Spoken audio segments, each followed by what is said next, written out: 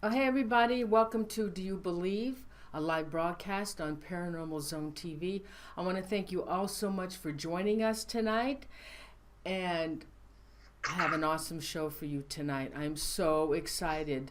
Keith Linder, who is the author of The Bothell House, a Poltergeist in Seattle. Now, I don't know if you guys remember, but Keith was on my show about a year and a half ago. And Longer than that, about two two and years? a half years. Oh, that long? Anyway, if you guys remember, Keith, the whole world, the whole country got his attention because of his Demons in Seattle house. And he's been on Coast to Coast, he's been on many radio shows, he's been on my show, and also captured the interest of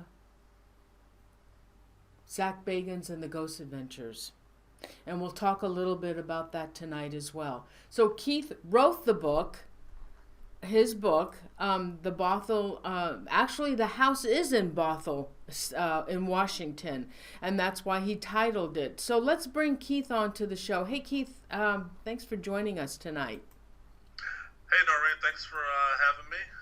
It's a good night to talk about stuff, being a Thursday, so I'm ready. Me too. I mean, now see, this time you're going to talk about different things that I didn't even know about the house. You never even mentioned some of that stuff the last time that we did the show. And the thing that really is kind of disappointing is Ghost Adventures when you were on that show. And when some people found out that you were coming on the show, I was sent some information about that episode. It was Ghost Adventures season 10, episode 10, and it was called Demons in Seattle. And let me just read to you a little bit what was sent to me. And this is how it went. So it said the Ghost Adventures traveled to Seattle to investigate. Hold on for a second. Let me give a picture. To investigate the house of Keith Linder. Ghost Adventures, when they traveled to Seattle to investigate the house of Keith Linder, claiming that the house seemed to be holding some sort of demonic force that was wreaking havoc, such as demonic inscriptions written all over the wall, furniture being turned upside down, glasses being thrown, and fire spontaneously ignited in the home. Keith has been documenting the evidence for the past couple of years. The crew had a special meeting regarding the bizarre evidence provided by the owner, since most of it had been caught off camera. Hold on for a minute.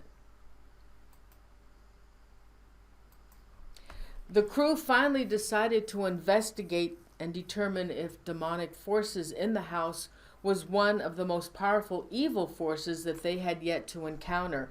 And the episode ended with no concrete evidence that the crew collected anyway.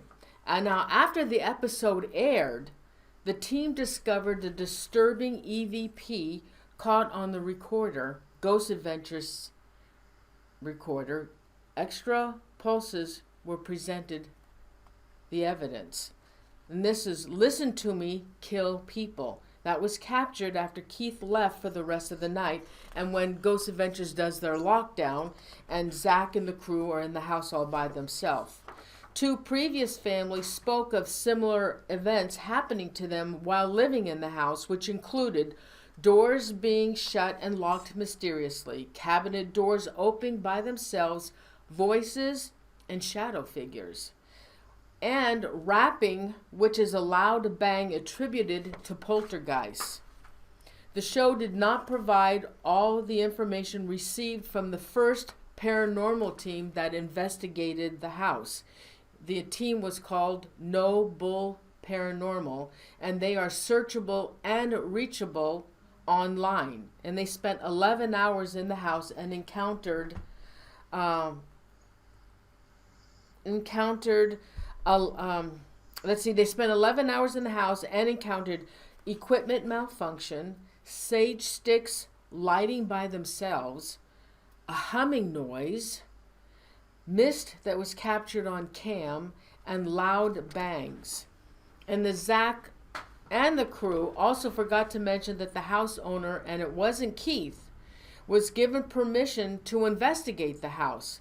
Friends, clergy, fire department, and other witnesses' names were given to Ghost Adventures, but they never contacted those people. Less than 24 hours after completing the investigation, Ghost Adventures led researcher Dave Schroeder, the lead investigator Dave Schroeder that was on that show that night, he tweeted, he in fact was experiencing strange back-to-back nightmares while staying in the Seattle house during the 2-day production of the show.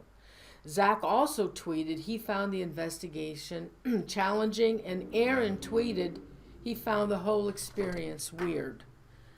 So did you hear any of that, Keith? Had you heard any of that information? No, Norene. When Ghost Adventures left in November of 2014, we didn't hear from them via email, via phone, via letter by U.S. Postal. And the only time I heard from Ghost Adventure was maybe 5 days before the episode aired. And they came in November, and the episode, as everybody knows, aired in February 28th of 2015. And I emailed them, I contacted them, the homeowner who owns the house emailed and contacted them, and we asked, hey, what did you find? What's the status update? Because keep in mind, Norene, we didn't know they didn't find anything until the episode aired, but me and Tina were still having activity right after they left in November, and I was sending them photos, videos of the activity. And it's not unusual for activity to pause when an investigator arrives on the scene and resume the second the investigator leaves, especially if the goal of the entities in the home is to make the house occupants look foolish, liars or hoaxers or over-exaggerators or attention-seeking. And paranormal teams, meaning other paranormal teams, told me that why Ghost Adventures didn't recognize that or appreciate that fact and even mention that in their episode as to say, hey, we were there for a very short period of time, we didn't get anything, and that's not to say that nothing is going on, but it's just nothing was going on while we were there. We're still monitoring and staying in contact with Keith Linder. That's the prudent and professional thing to say on any level, investigator or whoever, and other teams did that. But no, the revelations of an EVP captured after the episode aired or didn't make it into the episode doesn't surprise me based on the fact that other teams, even now I get an email occasionally from other teams who are still combing through the files and they find new EVPs. So the fact that they found stuff maybe after the fact doesn't surprise me, but it was not presented to me by them as official evidence. Interesting. Now you've written your book, and you go in quite detail in your book. Now also, the viewers may not know, but there is a documentary being produced on your story. Let me play this little clip for them, okay? Hold on, let me play this little clip.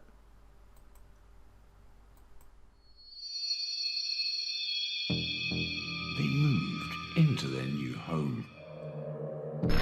Their home was haunted. Now witness the evidence as investigators spent several days investigating the most controversial haunting America has ever witnessed. In November 2015, we received a call from Keith Linder claiming his house was haunted. It it transpired, we'd be investigating one of the most controversial cases America had ever seen.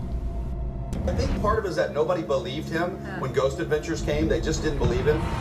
Father Roy told us that as far as he believed, Keith's home could have been built on an ancient burial ground. Now we were looking for records predating the construction of the housing development. Good afternoon, City of Bothell. Good afternoon. I'm after some information. Wondered if you could help me.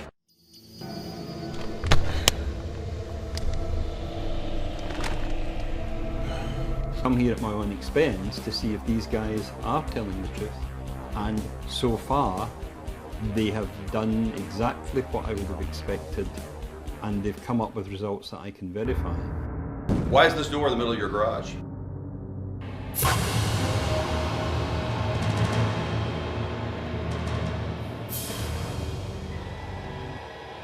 Demons in Seattle Uncovered, coming to Amazon April 2018. Now, that video, that documentary, I believe will be available on Amazon. And what this was a team that Keith, did they contact you to come in to do a scientific investigation? No, I found Dawn and Steve because I was researching Poltergeist, and Steve Mara's name came up in a book that I was reading about Poltergeist, and I knew they were in the UK, and I knew both men, or I knew Steve at the time. I didn't know Dawn existed, but I knew Steve at the time had done extensive research on poltergeist phenomena, being a parapsychologist.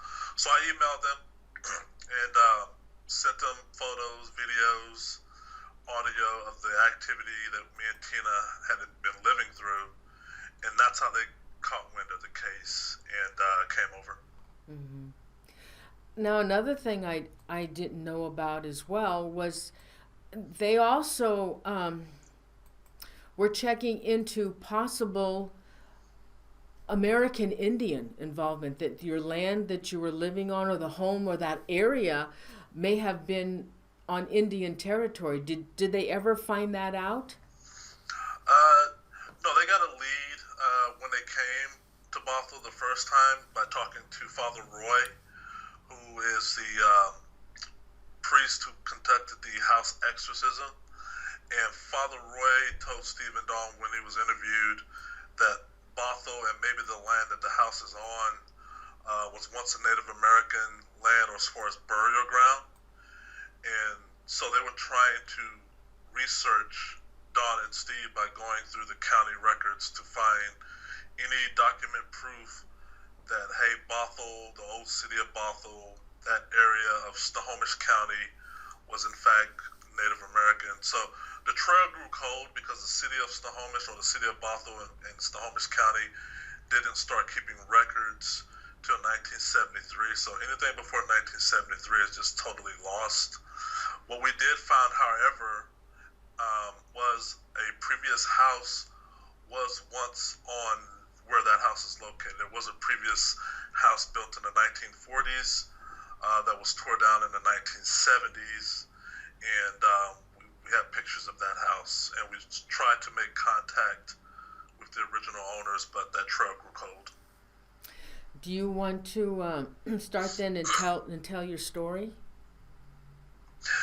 Yeah, so like you said at the beginning, I wrote a book, and the interesting thing about the book is the book is the story, because I began with the day we moved in. And for those who are new or don't know, we moved in May of 2012, and within almost a day's time, we heard a kid cough, me and my girlfriend.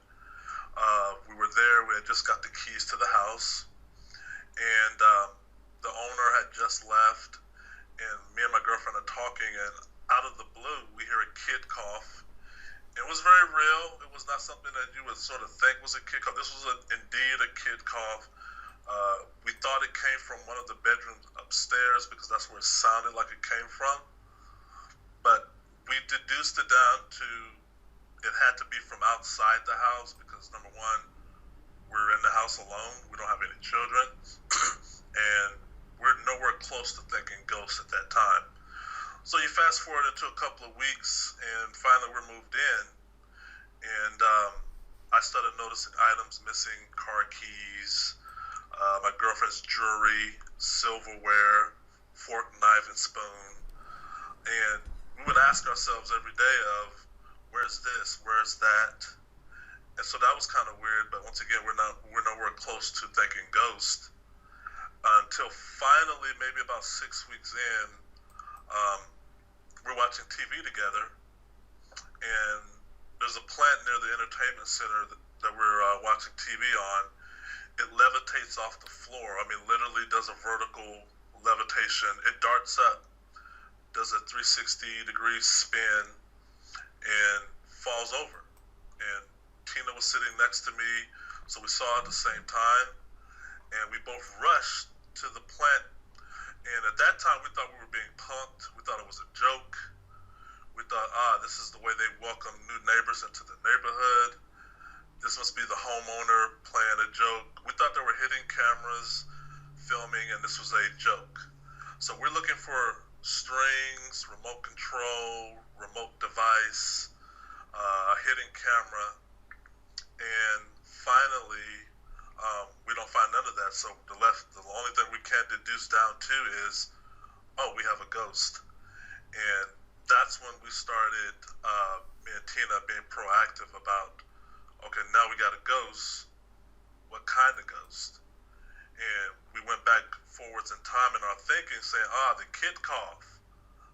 Oh, we got a kid ghost living with us. Okay, that's not a big deal. Let's go online and see, what do you do with a ghost in your house?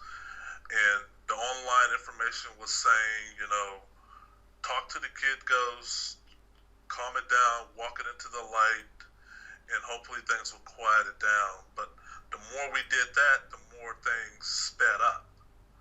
And that's when the noise of the loud banging, the phantom footsteps, and then larger objects being thrown day and night.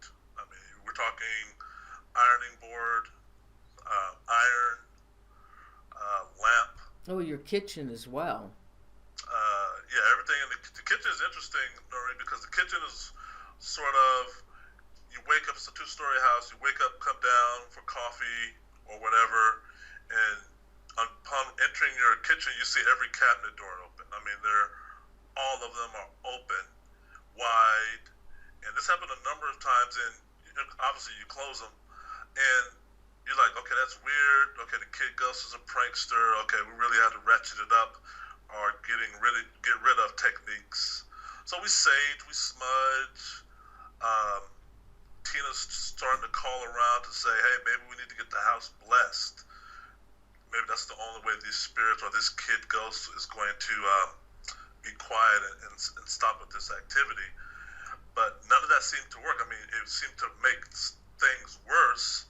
Everything we tried to do to lessen the activity. But you not only had that, I mean, also, there was a time, one of those days that you got an alert from your alarm. You have a system in your house, and you were alerted. And when you came home, what you found, the images that you found in that house, the images on the wall, and was that the first time that you got that black stuff that was written on the walls? Yeah, because I'm in IT, and one of the things, I mean, I'm in IT, but one of the suggestions or good ideas or bad idea, depending on how you're looking at it, was put cameras in your home and put a security system, because keep in mind, me and Tina are now waking up and our front door is wide open, or we're having dinner and upon dinner, our front door is wide open. So we put an ADT security system to inform us verbally anytime a door or window is open. Whether we go into it or not, it's going to always say front door open.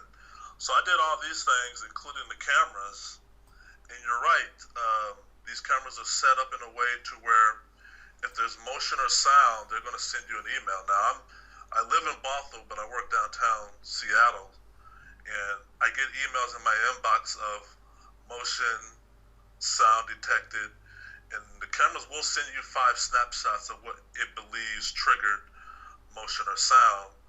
And yeah, I would come home, kitchen's totally upside down, living room, couches and love seat are turned asunder. Once again, the cabinet doors are all wide open.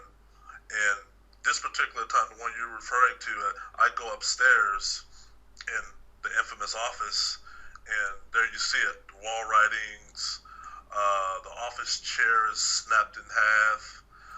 It's taken the Bible off the hallway bookshelf and put it on the computer desk.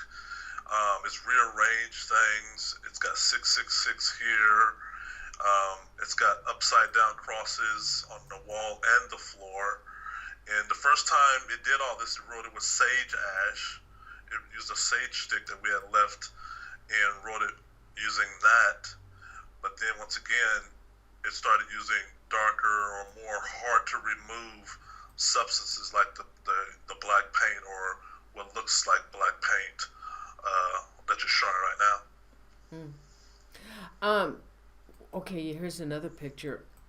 Now explain this one with the scissors in the wall.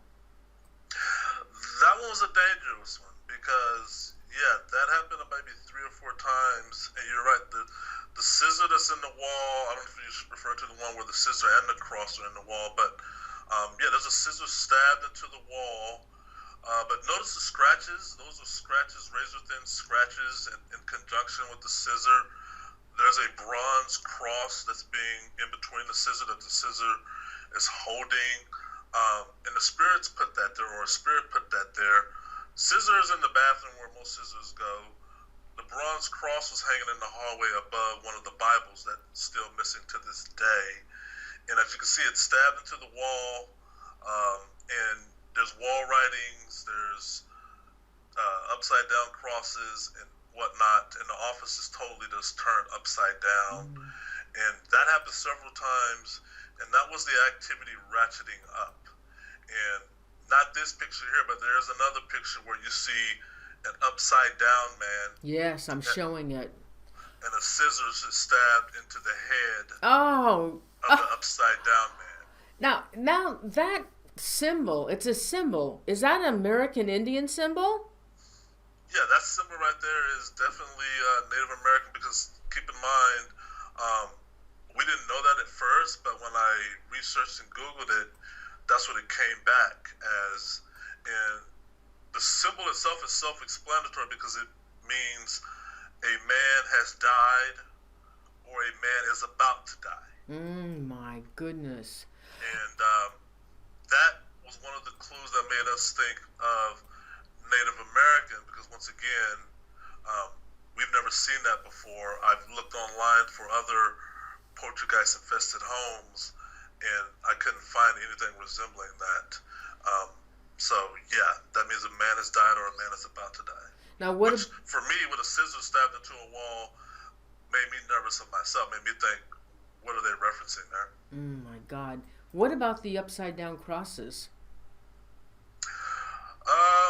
I mean, yeah, the upside down crosses came at the same time of the 666 and at the same time of the upside down man. But the one you show right there is written on the carpet, and that's sage ash. That's not paint. That's ash from a sage stick, and that's happened numerous times. Now, if I was to take the same sage stick, and I couldn't do that with my hand because I tried to reduplicate it. And you see the lines there. We all know the roundness of a sage stick. The tip of a sage stick is round, it's not pointed.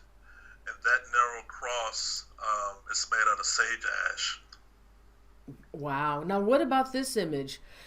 Let's see, it's black on the wall. Some substance is black on the wall. And then in the middle is like a stick, and it's entwined with some other twine or something. What is that one all about? Okay, so I think you're talking about the wooden cross. Yeah. What's that? Okay, so when you first started the show, you showed Ghost Adventures in Our Living Room, and I want your listeners to really understand what I'm about to say here.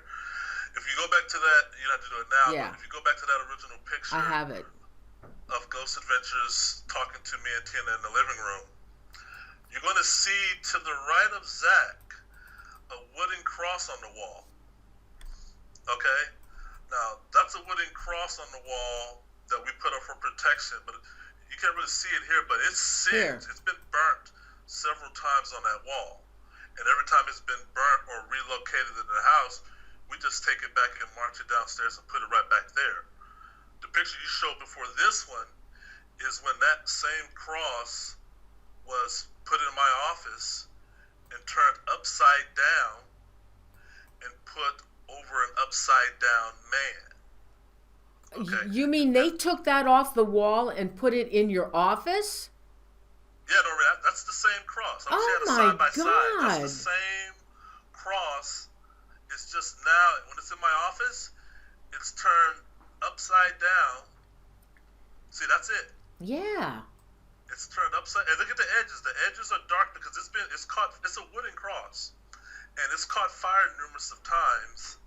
But this day we were gone and came back, and they took it and put it in my. You can tell that's my office by the primer, and that's an upside down man that it's resting on top of. Oh. So you got an upside down man. That means a man has died or is about to die. Oh my God. And you got a cross that's hanging upside down on top of it. Oh my gosh. Now let's go back to this this black stuff that's been on your walls. They call it bone black or bone char.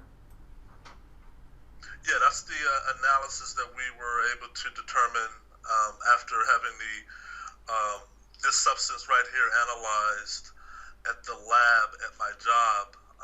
They determined just by the makeup. You got the makeup of the material right there, and it came back. I took this analysis to several art galleries, and they were able to determine. They were 96% sure that it's bone black. And what bone black is, and bone char, is just incinerated cow bone or bison bone. Its origin is buffalo or bison bone, and if you incinerate buffalo or bison bone, it will produce this phosphate substance called bone black or bone char. It was I guess it was sort of a highly valuable commodity back in the early 1800s to 1700s during the hunting and almost near extinction of the buffalo. But after they took all the hide of the buffalo, they just left the bones to rot in the open prairie until it was discovered that even the bone can be made of value because the bone can be burnt to now become paint. And bone black or bone char produces its own binding agent, which is called Dippel's oil. Right. I have that little video. Oh, Do you want me to play that? Sure. All right, I have this little video. Let me see if I can get it going. Okay, hold on.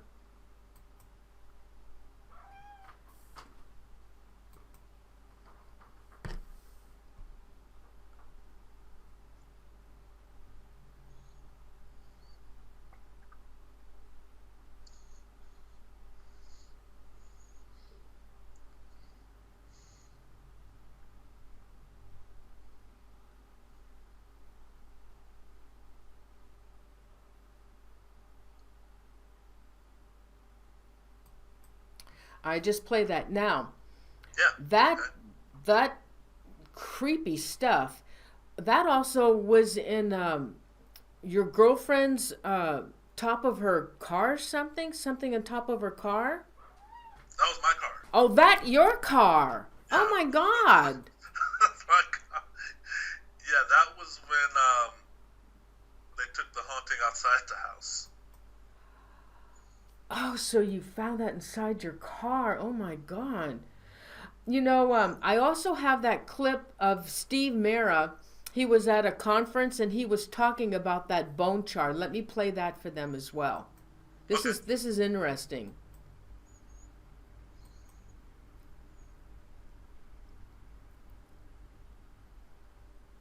But there's a little bit more to it. We started to look into these markings quite seriously and analysing them. And we also talked to a number of experts. Another 666 that appeared on the wall. Now, when you start to look at these very closely, this is what was really interesting, is the application process. Take in consideration that some of these markings were on his ceiling, and there was no dripping to the ground. So it wasn't applied with something that causes dripping. It wasn't applied with a brush. We talked to experts. We talked to an artist, and he said it's a work of art. We talked to other people in the painting industry, and they said, well, we don't know what the application was. It's quite profound. And I'll explain the reasons why.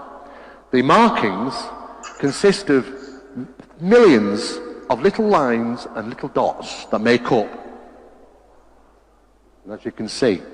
You can't feel anything on the wall. There's no surface feeling to it. It's as if like it's maybe just come out of the wall in the sense of speaking. But we couldn't work out its application. And as you start to look more seriously, you start to see undulating patterns within them, like a backbone. Now what's interesting is that this particular marking on the ceiling here, we looked at it and it says, yeah, it kind of looks like a stickman figure. But it was on the ceiling as well. No, again, no dripping, no signs of dripping, anything on the floor. Okay, I just showed them that. That is really creepy. That stuff is really, it was kind of gross looking. Now also, what about the burning of the Bible? Did you have more than one Bible in the house that got burnt? Or one, maybe another book that got burnt? Yeah, 3 Bibles got burnt in maybe the course of 2 to 3 weeks. And just so people know how the Bibles came into the picture, it was basically in 2012 when the activity was sort of slow but consistent. We would start putting Bibles out before going to bed. And this particular night, Tina was out of town, so I put the Bible out and went to bed. When I woke up the next day, that Bible was gone. That was the first Bible to ever go missing, and it went missing for about 14 months, almost a year and a half. And then you fast forward to March, April of 2014, the activity now has returned. No Bull Paranormal team were in the house that night to investigate, and then when they left, me and Tina went to bed, and around 1:30, 1:34 a.m., the fire alarms go off. And I did a reenactment of that scene in my book. There's a reenactment 3-minute video, sort of puts the reader in that situation of, now you're asleep, your room is pitch black. We all know what it would feel like if a fire was to break out, let alone while we're sleeping. The alarms go off. Me and Tina dart out of the bed, and I open up the door, and there on the floor is this book, and it's on fire. I don't know it's the missing Bible until I closed it. And when I closed it, I realized this was the Bible that went missing almost a year and a half ago. And then a few days, if not a week or so after that, the second Bible went missing. But it went missing by the fact that it was on the bookshelf and it relocated or was found in the kitchen some minutes later. And then a third Bible went missing and came back on fire and was on the bookshelf, or we came home and found it on the bookshelf and it was on fire, or had been on fire based on, that's the third Bible right there. What about this? Looks like something was burnt on your wall. There's a picture of something. That's I think you're referring to the poster? Yeah, is that what that is? Yeah, that's my Final Fantasy poster. That's the first fire or the second fire in the house. Tina had just left for work, and we had saged a lot, Norene, that previous night because we had a lot of activity. And keep in mind, me and Tina, we don't know what we're doing. Everything, the solution to everything at that time was sage, smudge. And we had smudged tremendously that night due to the fact that there was a lot of loud banging and objects being thrown. That morning, Tina leaves, and I go take a shower, and once again, fire alarms go off, and yeah, that poster was on fire. Yeah, that's the one that where I dialed 911 and called the they responded, and they themselves could not determine what caused that fire. I mean, you see that poster, it's on a wall. It's not like it's hanging over a chimney or a heat lamp or a heat source or anything. It's a poster, it's on a wall, and you can see it had major fire damage. Yeah, I'll show that again. I did a close-up of it. That's crazy. And then there's another image I have of, what is that all over the floor? Oh, is that when the vase fell off and broke? Yeah, those are just, I mean, your typical day of vase or lamp or pottery being thrown when your back is turned. That was a plant inside a vase that got thrown that night. Me and Tina were actually sitting at the kitchen table trying to hold a Q&A and talk to the spirits of, hey, can we all just get along? And as we're talking, sitting at the kitchen table, that plant gets thrown. Oh my gosh. And of course, that ended us talking at the table. Yeah, I have another image of that black stuff with the cross upside down in your office. That is so creepy. Now on the wall, was that stage at this time, or was it that black char? That's the black char there, right there. It is. Yeah, that's the black char. See that now? That chair, you see it split in half. You see it's resting on the Bible. That Bible, when I left for work that day, was sitting on the hall bookshelf. To your bottom left is the kitchen chair. My chair, the one I sit in when I'm having dinner. That's in my office. And yeah, you got an upside down cross written right next to the where the poster was. That black stuff next to the upside down cross is the remains of the poster catching fire. So you can see the relatively time frame how close these things are happening, because that poster was like that, or that wall got like that from that poster catching fire just a few days ago. Now, there's another question I have. The green in the room where it's the green wall, and that substance that's on the wall, I'm going to show this to them. That substance that's on the wall, you said it was like oily like. Could that possibly be that was it anything like that dipple oil that they mix with the bone char? That's my theory, because you're right. When you get a napkin and dab at that substance, you can't tell the color because it's on the green right there, but if you dab a napkin on it, it is the same color as the dipples oil. And unfortunately, we never could get this tested. Steve and Dawn couldn't. We had hoped to try, but we couldn't get it tested. But my theory is, I mean, things are never coincidental in this house. It wouldn't be far-fetched to think that was it, yeah. All right, I have a video. I have that video. Is this one of Dawn's team members that is interviewing you for that wall for the documentary? Correct, yeah. All right, I'm going to play this video. Why do you think you've had a little bit of a resurgence of activity? The last 3 weeks I've been prepping for the move, been selling furniture that I don't need, rearranging furniture, rummaging through stuff. And it seemed when I started doing that, I started hearing more noises, especially at night when going to bed, especially when I leave one room that I was bent for a long period of time. And it just, I think, sort of disorientated the house a little bit, because now I'm prepping for my leave.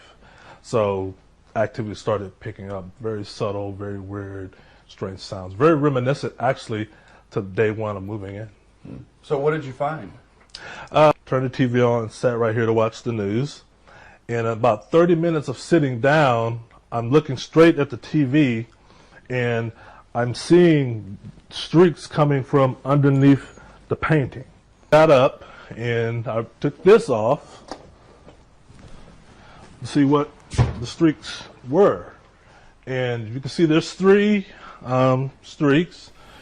There's like a circle down, circle down, circle down. I looked at this one first because first I thought, is there a hole or something here that's coming from? And there isn't. And then I came over to this one, there isn't, no hole. And at the time when this was happening, this was sort of wet. It's kind of oily, Not sticky though, but very oily, very light. And I got a tissue to see if it had a color, so I laid a tissue on it, no color. Took photos, took videos of these. If you can look at you'll see from different angles, there's no source for that to come from the wall. Okay. Tell the viewers about the puddle of water. I have a video of that. I took a little snippet of that. Okay, so the puddle, there's only one video of the puddle of water, and that's of me in the new home. But we did have a puddle of water event in the old home, and that was Halloween 2014. Yeah, so the puddle of water video that you have is now me, May of 2016, and I'm getting ready for work, heading out. It's about 6 a.m. or so, and I sit down on my computer to check email, and I'm hearing a tap, tap, tap, tap, tap, tap, tap, tap. I ignored it first, but finally I had to ask the question of, where's this tapping coming from? And it didn't take me too long to find it, because the tapping is coming from the drips of water that are hitting my kitchen table, and they're hitting my table constantly. And you're right, there's a huge puddle on my kitchen table. Not trying to go there mentally of, oh my God, the spirits are here. I rushed upstairs because I have neighbors on top of me, and thinking that they got a busted pipe or an aquarium or a tub runneth over. But of course they have none of that. I kind of wish they did. I dial the maintenance hotline, and they come rushing over, and two guys walk in the building maintenance, and they inspect, and keep in mind, it's still tapping. So these guys see the water coming from the ceiling like I do. It's not like it stopped when they got here. They see it, they analyze it, they go back upstairs again, they bring out their water detection equipment, and the first thing they're saying when they get here is, well, there's no pipe up there, there's no running water between floors, there's nothing, we don't know where that water's coming from, there's no condensation, because even though you got tap coming from your ceiling is bone dry. I knew what it was, sort of like I knew what the fire was about when the fire departments are trying to determine root cause. But yeah, they left, and lucky for me, that has not happened twice. The water puddles, that is, hasn't happened twice since living here. All right, let me play that video for them. It's a little clip.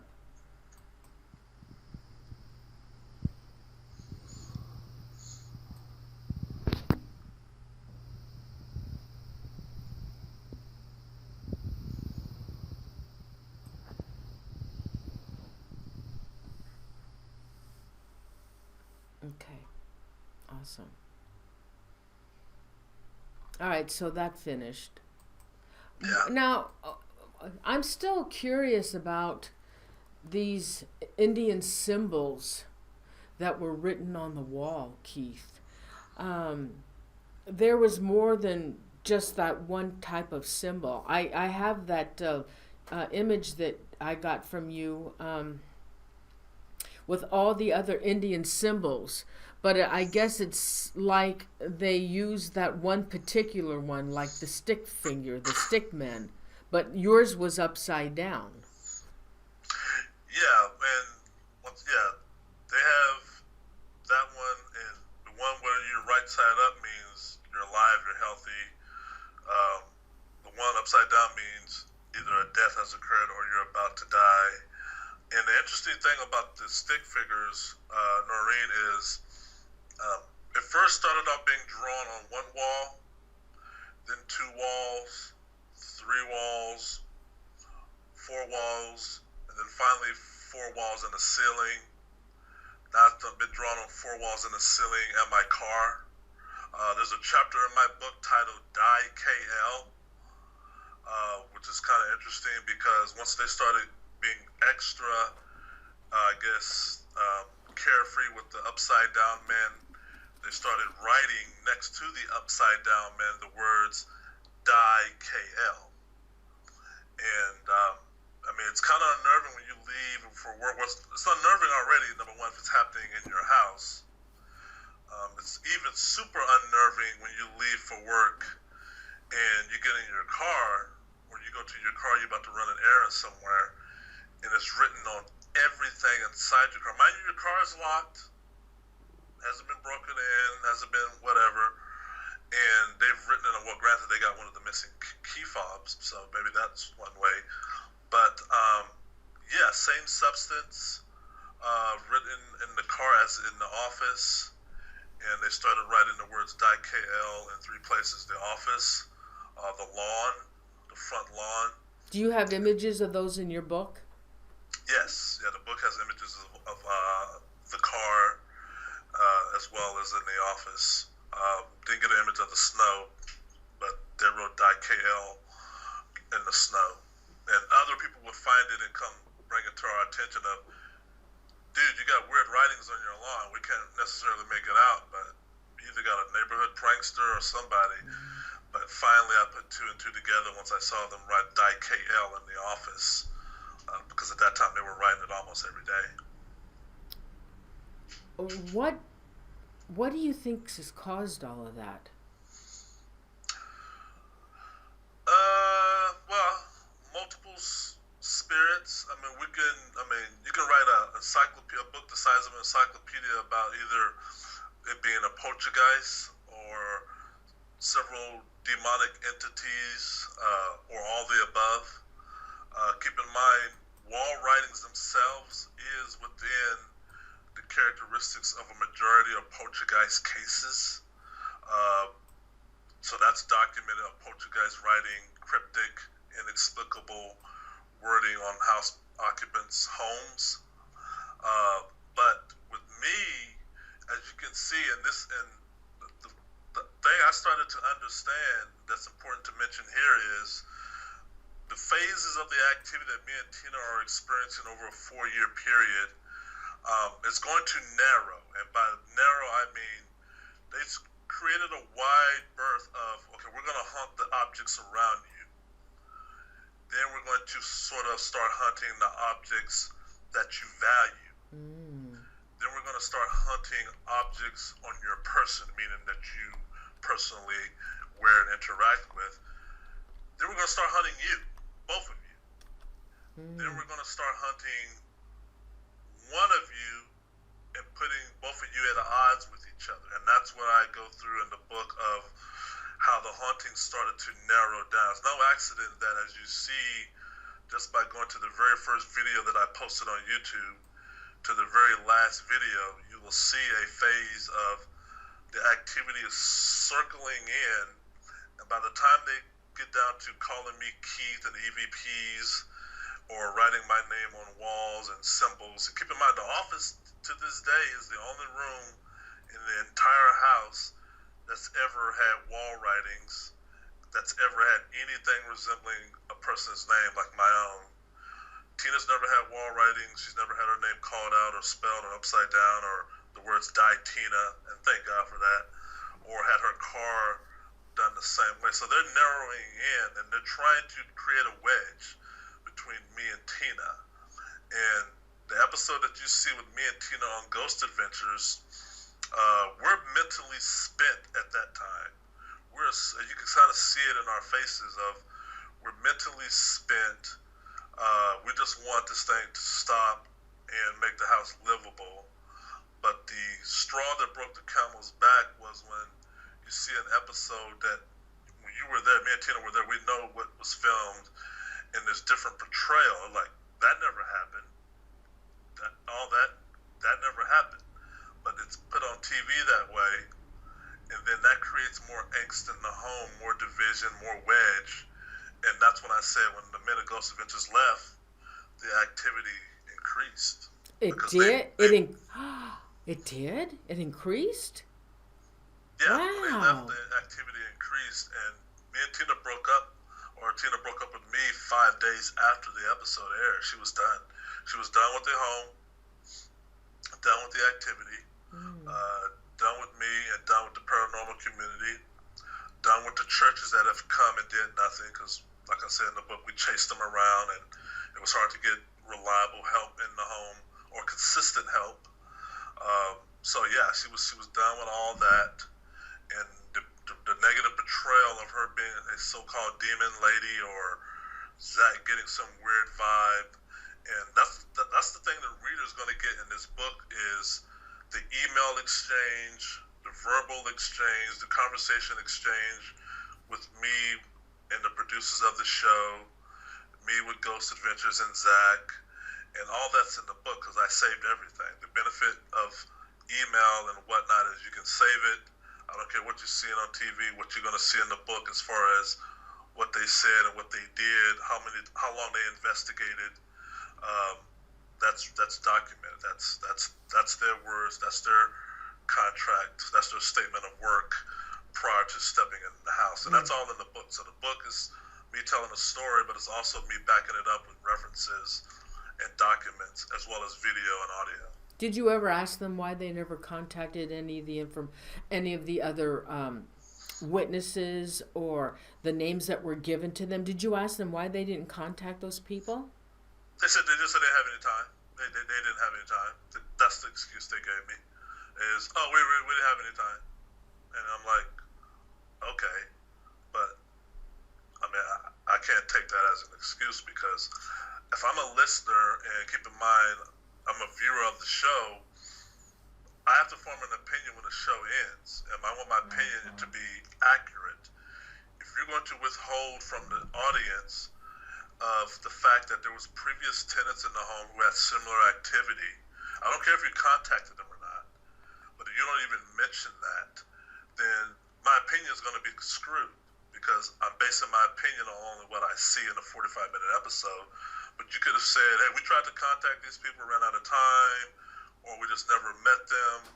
You can still say that, when you're more than welcome to say that, but to leave so much out about the previous land history, to leave the fact out that it was not me and Tina who authorized. I mean, we authorized, but we had to get the homeowner's approval and his blessing.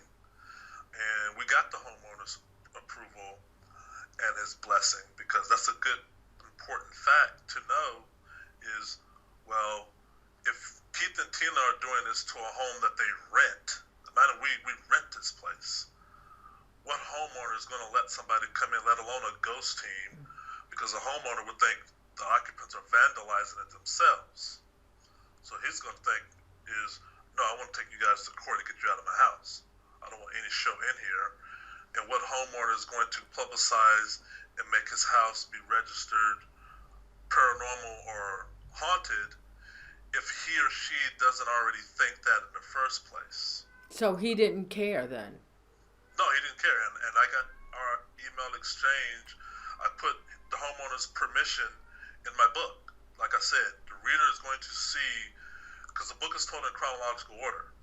And I emailed the homeowner and say, hey, da-da-da-da-da-da, this team wants to come in. And he's well within his rights to say, pardon my French, hell no, won't go. And I'm going to start serving you guys eviction papers immediately. So get ready.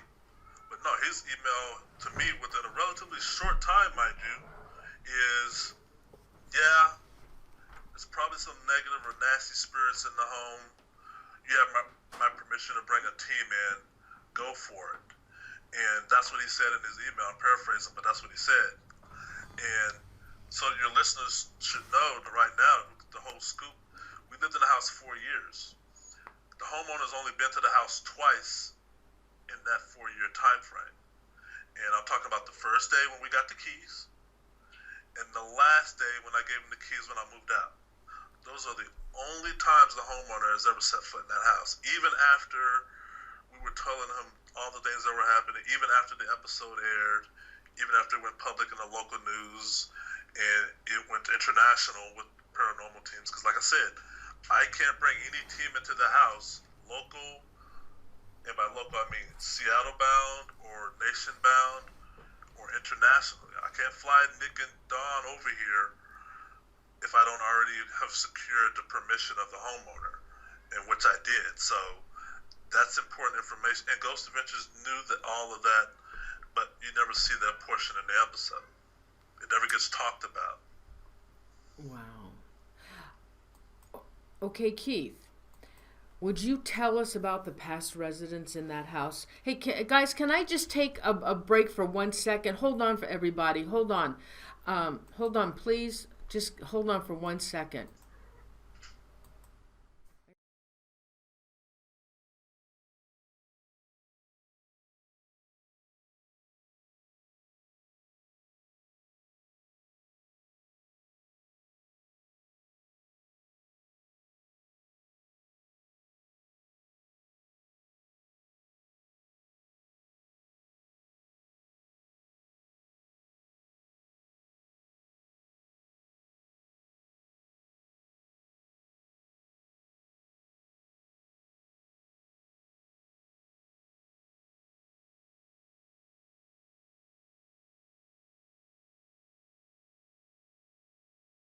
Okay, sorry guys. Thanks. I'm back. Okay, so what I want you to tell the viewers about the past residents. What happened in the house? Tell them the story. Okay, so this is dark, and it's dark, it's sad, it's tragic, it's scary, but it also puts things in perspective because, we had a lot of theories about what activity or what could be causing the activity in the house. A lot of theories crashed and burned, and you got to go through those to finally get to the truth. And one of the things I started doing in 2014 was any letter that I got in the mail from that looked like it was for a previous tenant, I would try to look for that person online. And I found a previous tenant on Facebook because her letter or her mail came to our mailbox. And I reached out to her. It was summer of 2014. And I said, hey, my name is Keith Linder, da-da-da-da-da. I'm living in the house that you normally or used to live in. You formerly lived here. We've been having some weird stuff going on. And I just want to know, how was the house when you guys were here? And I didn't tell her what we were experiencing, but I did ask her, was there anything weird going on? And she replied back with a cryptic triple wink emoticon of yes, yes, yes. But that was it. And then she typed, but I'm not ready to talk about it yet. I can't talk about it now. Let me gather my thoughts, and then I'll reach back out to you. What she told me then was enough already to satisfy me because she could have easily said no, or, dude, I don't know you from Adam, stop talking to me. But she said, let me get my thoughts together, and she did say yes initially. So I didn't panic her, I didn't rush her. I said, well, take your time. I'll be here, just reply to my email when you're ready to talk about it. She replied back 2 months later and said, hey, I'm reaching back out to you, and I just want to let you know, because me and my husband talked about it. He recommended that I don't talk to you, or because we just got back together, meaning her and her husband, and they broke up in this house that I'm currently living in. And she said, the house was a living hell for us. It was the beginning and the end of it all for us in that place. And she said, you spooked me when you emailed me 2 months ago because we just got back together. We're just now, and keep in mind, this is 5 years after the fact when they lived in the home. And she's like, we just got back together, but I feel it's my Christian duty to let you know what we went through in that house. Number one, she said it was pure hell. She said she tried to commit suicide 3 times in the house, but couldn't. Her son got very sick and developed meningitis, one of the rarest forms in that house. He was in a coma a few times, was near death a few times. She was sexually assaulted in the home. She became depressed and an alcoholic in the home. Okay, wait a minute now. You said sexually assaulted. Yes. By a spirit or somebody else? A home intruder. Oh, okay. You mean they got a home intruder? Really? Yeah, they had a break-in home intruder, and she was sexually assaulted in the home. And she said that's around the same time that her son, who was sick, started seeing shadows out the corner of his eye. He started seeing images out the corner of his eye. They started waking up to finding cabinet doors open. They started hearing phantom footsteps. They started having items disappear and reappear. TVs would cut off and on by themselves. Lights would cut off and on by themselves. So just identical to our house, what we were living through. And this was 5 years before we moved in. And she said they just upped and moved. They didn't tell the homeowner, or she told me they didn't tell him. And they moved to Yakima, Washington. And she said the house was a living hell. Now, what the part 2 I want to share with your listeners is, and once again, that email exchange is in the book, so individuals can read that exchange between me and her themselves. But also, I started seeing female apparitions in the home. And there's a few chapters where it talks about the gray lady, it talks about the white lady, and these are apparitions. They're female. The gray lady I saw in 2012, she turned off my light in my office and took off running down the hall. A few more apparition sightings resumed in 2014, including the white lady. There's a reenactment of me seeing her in the book and on YouTube. Both apparitions, or pretty much all four of them that I saw, look like the previous tenant, or the previous tenant looks like the female apparitions. Now, this was the tenant before you. Not before me. No, this is the tenant. Probably there was 2, maybe 3 families between us. What about the other families? Did you ever contact them? I could not find them. Yeah, we tried. Interesting. I could not find them. Interesting. No, okay, so are you there now? You moved out? Yeah, I moved out. I moved out in May of 2016. Yeah. Now, what about the people that are living in the house now? Have you heard from them or talked to them? Have not talked to them. Have not heard from them.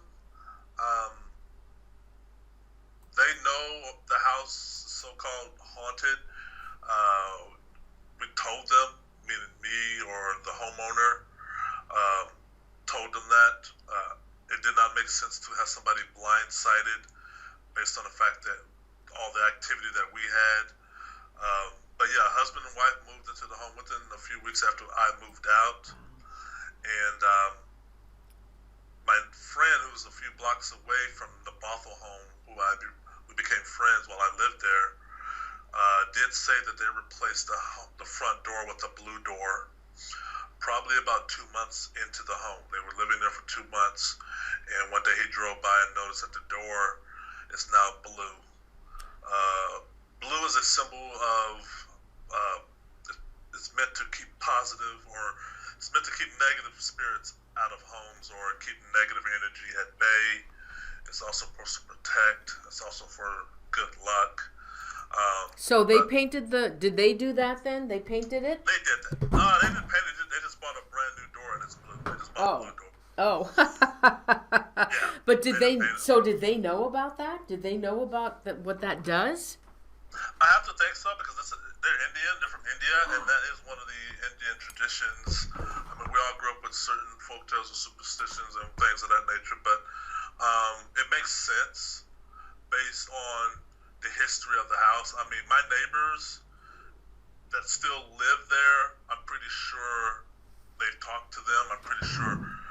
I mean, all you have to do is type "haunted Bothell House" on Google, and my house pops up. Oh yeah. But yeah, they did that, but I don't know if they're having activity, and I have not gone back to the house for fear of.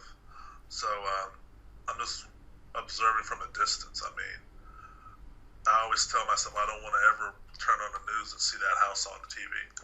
Oh.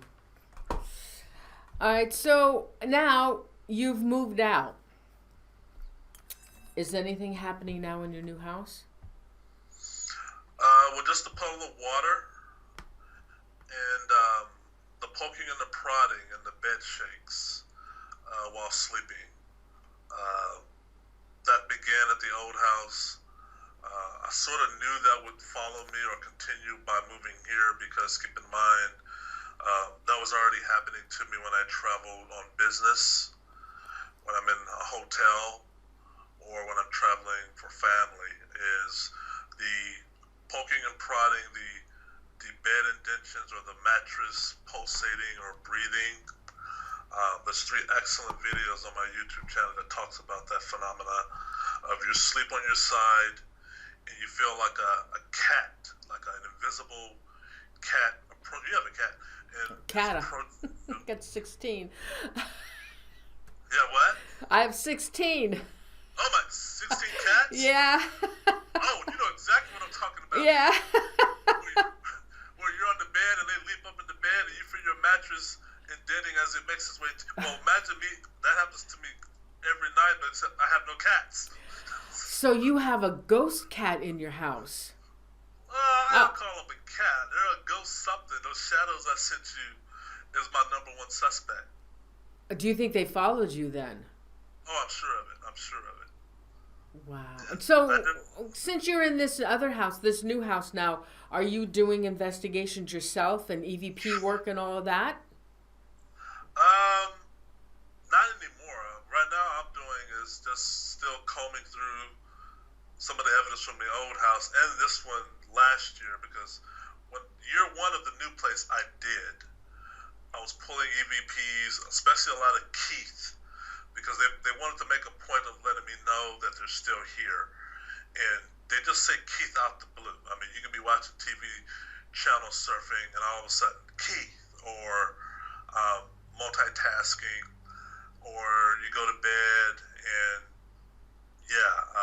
the bed stuff begins. It's almost like they're waiting for you. It's like kids happy to see mommy and daddy when they come home from work. They just jump all over you. But these are not lovey-dovey, because they keep me up, they sleep deprive me, and they're poking and jabbing. The EVPs that I capture, they're very cryptic. Almost sometimes they're snickering, laughing. It's almost like a torment. It's not to the scale of the old house, thank God. But I did an interesting experiment, Norene, when I was telling people about the pulsating and the breathing mattress. I went online and bought 2 digital stethoscopes. And what's that? Well, I mean, we all know the traditional analog stethoscope the doctor wears around his neck when he walks into your exam room. These are digital stethoscopes to where they can magnify sound 100 times compared to an analog stethoscope. And of course, with anything digital, you can record it. And with anything digital, you can Bluetooth it or Bluetooth it or Wi-Fi. And I was able to use these digital stethoscopes because they come with memory, or they can save the data that they hear. And I did pick up the heartbeats on both digital stethoscopes. I mean, these are literal heartbeats, and they beat about 115 to 136 beats per minute, which I researched online. If you research anything that beats 115 to 126 to 130 beats per minute, there are charts and graphs online that tells you the size of mammal that is. And that puts it in the ballpark of the size of the world's biggest rabbit, cat, or world's smallest dog.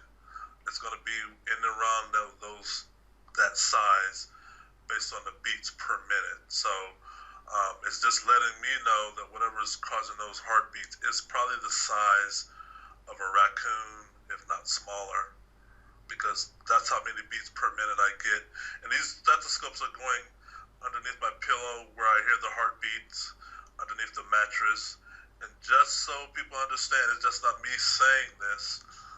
Nikki Novell, Carissa Flack, Steve Mera, and Don Phillips did their own experiments when they were at my house, and Nikki was able to feel the heartbeats herself in her own hand. Nikki was.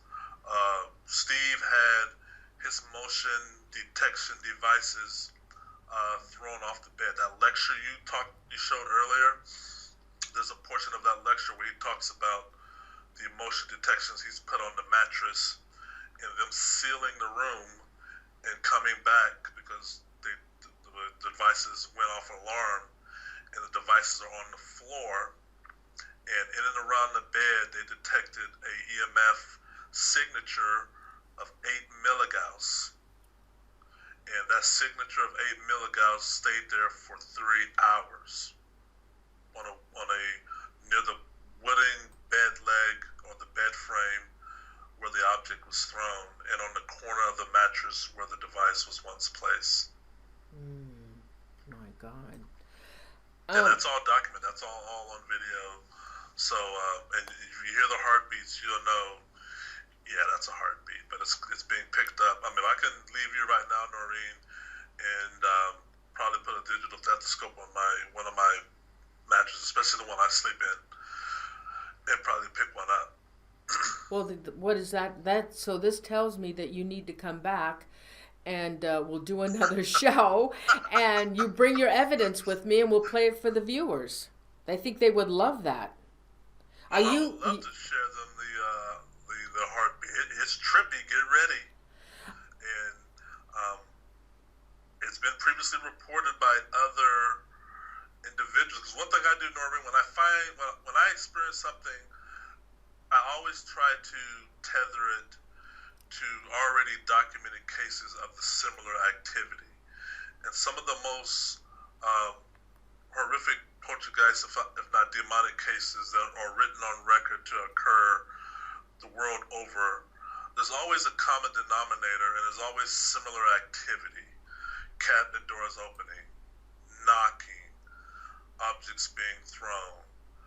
The extreme cases, you'll find one in the haystack where the house occupants, husband and wife, say, we hear heartbeats coming from our bed. We hear our mattress pulsating, it's breathing. Something's poking me underneath the mattress or the pillow. And you're talking about 30, 40, 50 years before my event even occurred. So I always tried the internet's been my friend in regards to how I'm able to cross-compare because this has got to mean something to someone days or years from now. Somebody's going to have to be able to make heads or tails about this stuff. But I share it. The heartbeats and whatnot are for those to listen to, and I don't think anybody can debunk the heartbeats. I really don't. All right, well, we've got to make a date then to have you come back and share your EVP work as well. Now, are you also taking images, or are you setting up any cameras in this new residence that you're at? Only when I'm sleeping to record the heartbeats, because I have to show there's nothing nefarious about me collecting the heartbeats. So I will put a camera on me while I'm sleeping to show, okay, he's laying in bed, he's putting the devices under his pillow, he's going to sleep. We're talking about 8 hours, some odd video, 8 hours or 9 hours, however long I'm asleep. Okay, he's waking up, and now we see him removing the devices, he's listening to him. There's a heartbeat there, or several heartbeats there. So that's the only way. I'm not putting videos of me in the living room, and there's nothing else going on. I mean, there's no movement or light fluctuations, there's no teleport or aport that I know of. I'm not experiencing any of that to cause me to. I don't think I would. If I did, I would just call Steve and Dawn again. Oh, do you feel a presence in your new residence? Oh yes, I feel being watched, especially going to bed. Like I said, it's almost within minutes, if not seconds, of me laying down. I notice weekends are worser. I notice if I take a nap during the middle of the day, it's 10 times worse. And they seem to relish the fact, or they seem to bombard you more during the 4 a.m. to 5 a.m. hours. Oh, not 3 a.m., huh? No, not 3 a.m. They seem to, right at the peak of sunrise, I notice the days that I sleep in, they're relentless. Or if I come home and from a hard day's work and take a nap, bam, it's good luck with that. And that does give rise to the nightmares or the night terrors. And that does that. I saw a question in the chat about will there be a second book? Yeah, there will be a second book. There's going to be 2 more books. The second book is going to be or document when I moved out of the house up until now, because the first year moving into my new place, the majority of the heartbeats and stuff occurred, as well as Steve and Dawn and Nikki's and other teams' findings went public. Also, the day of me moving out of the old house, which is not in the current book, but will be in the second one, probably chapter 1, because the first book ends with me about to move. I put voice recorders throughout the house and let the movers do what movers do. upon review of the voice recorders, Norene, and the video, I captured about 45 EVPs where the spirits are just saying Keith over and over and over. Keith. One starts it off, and then two or three join in, and they're very distinct, very real. They've already been analyzed and certified as being authentic, and plus the fact that there are multiple devices as well as video equipment. So you see the movers pulling out couches and tables and exiting the house, and you got these voice recorders and camcorder, and toward the end, all of a sudden you hear all these keys and whatnot. So yeah, and I want to share that. That's going to be, I have to put that audio and compile it because it needs to be shared. It needs to be looked at. So yeah. Will you share that on my show then? Yeah, we could probably do that one at the same time. With the heartbeats. And then the third book, I'm going to partner up with an individual in the UK. No more storytelling. This is all going to go back to analyzing all the major phenomena in the old house. We're going to, I don't know if people are familiar with the A Brief History of Time by Stephen Hawking, but he did two versions of that book. One was an illustrated version, which he talks about the physics and whatnot, but he does it in an illustrated form. We're going to do an illustrated book of the Burning Bible, of the upside down crosses, the wall writings, and we're going to throw the laws of our current laws of physics. We're going to throw at each phenomena and sort of explain how that could happen. So just to give you an example of how the Bible's caught fire, especially the second one and the third one. We think the Bible's caught fire because Steve and Don tried to reduplicate it, and every time they duplicated, they couldn't get it like the Bibles that I had. So we think there was a localized heat source that was just drilled into the Bible. There's a thing called black heat. It's invisible to the naked eye. Your naked eye can't pick up this heat, this spectrum, this level of spectrum. But this heat, is intensity, is very hot, almost sort of like a heat lamp or a fry bin. Those lamps, if you put something under them, they're going to radiate and burn something over time. So we're going to try a few experiments and document. We're going to talk more about the wall writings, the bone char, the bone black, and the water puddles, and things of that nature, just to give an illustrated scientific point of view. Me and a guy in the UK who's very familiar with poltergeist activity. He's written several books and knows a lot about poltergeist. Oh, that is so awesome. Oh my gosh. Before we take questions, hey, are you willing to tell the viewers what happened to that owner? What happened to her? I would be spoiling those who have it's in the book what happens to her. Well, how far? They have to read how far into the book before they come to that? Well, the book is told in the chronological order, so when I found out what happens to her at the very end. That's at the very end. It was a shock to me, because like I said, we had developed a friendship and a back and forth, so I would always go back and forth with her communication-wise, about certain things happening in the house to get facts right, and we became friends. I mean, you meet somebody who went through a similar ordeal, you have no choice but to become friends. But things got really worse for her toward the end of our friendship, and we knew it, I knew it. And then right around the time Steve and Dawn were making their case public and findings known, she just went off the grid for a while. I didn't find her for a while, and then that's when I found out what happened to her. So yeah, but like I say, it's mentioned in the book, as well as the reenactments of the apparition that look just like her. I mean, parapsychologists are those who do this for a living. There's theories out there as to you got residual hauntings, you got what's that, stone tape theory, you got all these different theories as to apparition sightings, voices that you hear that seem like they're dated, like they're historical, like Gettysburg or something like that. But to see an apparition of a living person is extremely rare. It's heard of. Once again, it's heard of, but it's extremely rare.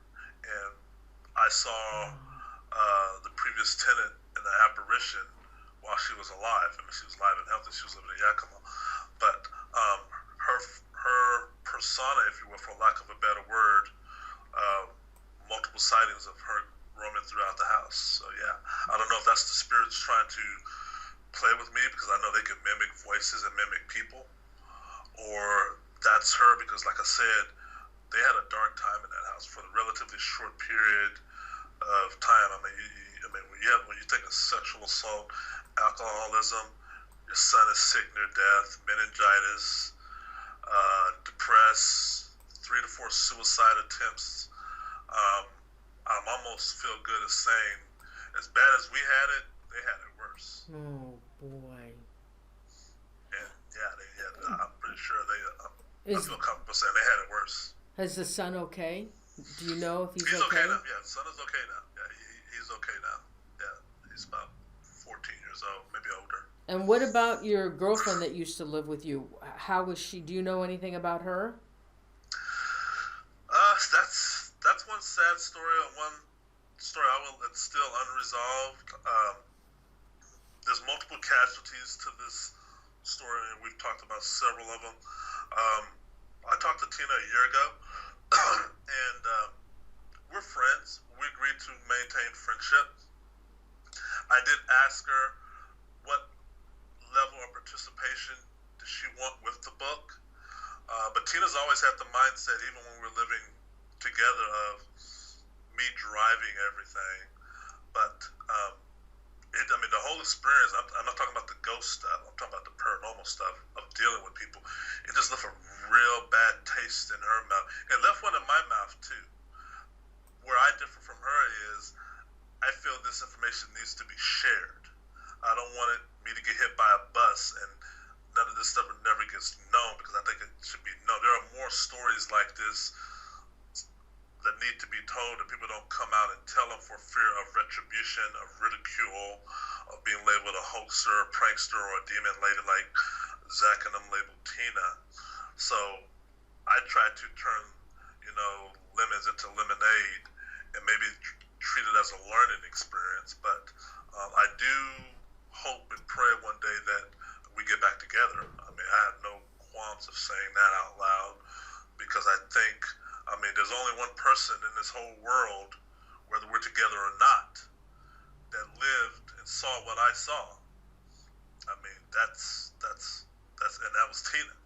And wherever she goes in life and wherever I go in life, we're always going to have that shared experience. So yeah, I would hope one day we get back together. That's awesome. Is there anything else you want to tell the viewers about your story before we take questions? Number one, everything I've said tonight and in the book or online that's came from me verbally happened. For some people, that's a lot to swallow. Even some of my family members, it was hard to swallow, because these things force you to believe or not believe, or reevaluate your current belief system.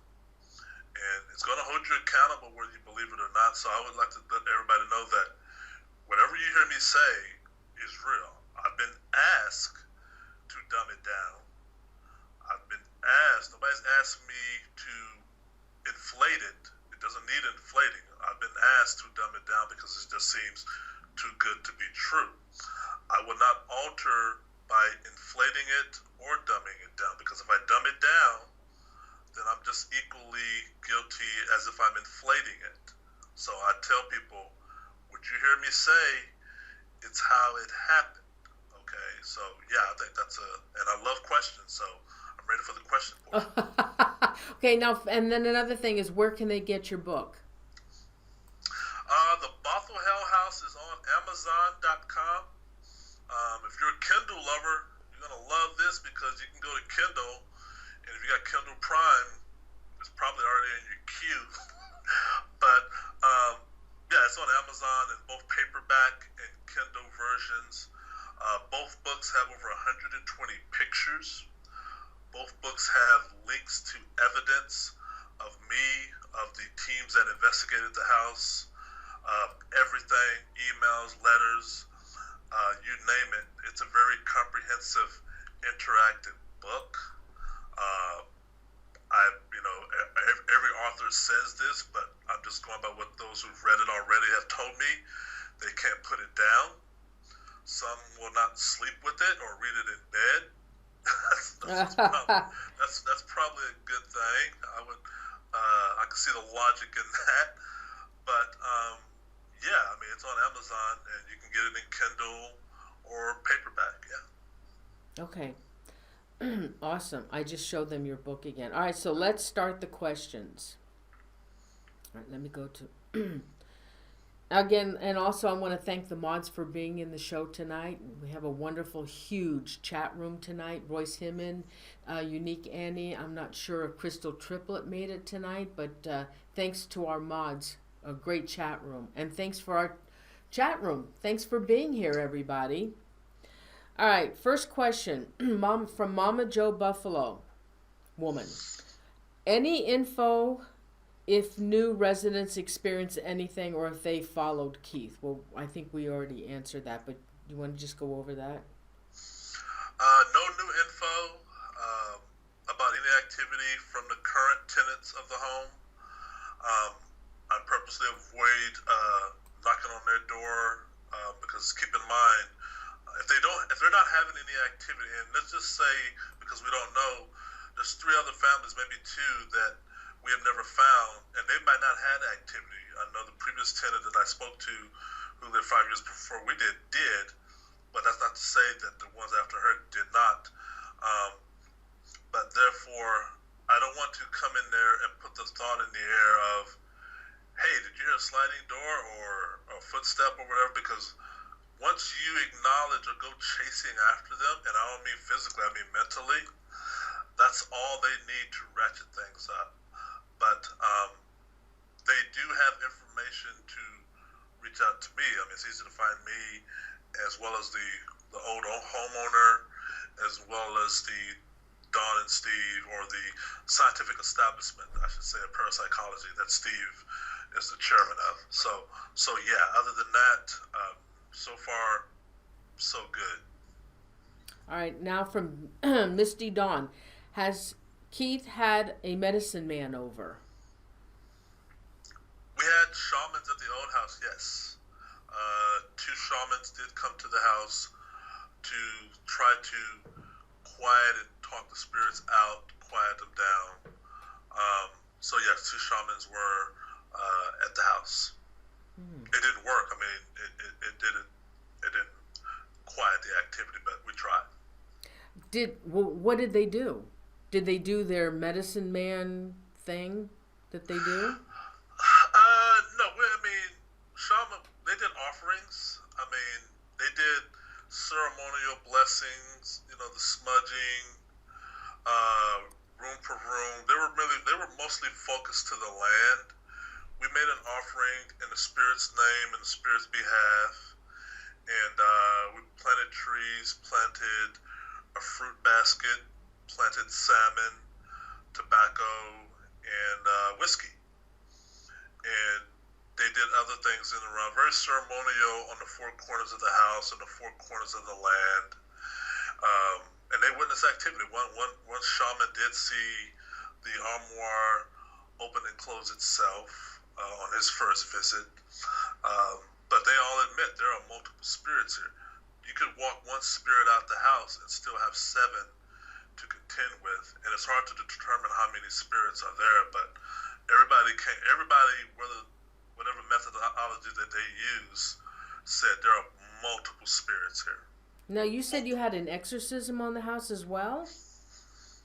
Yeah, Father Roy, Episcopal Church, did perform a house exorcism.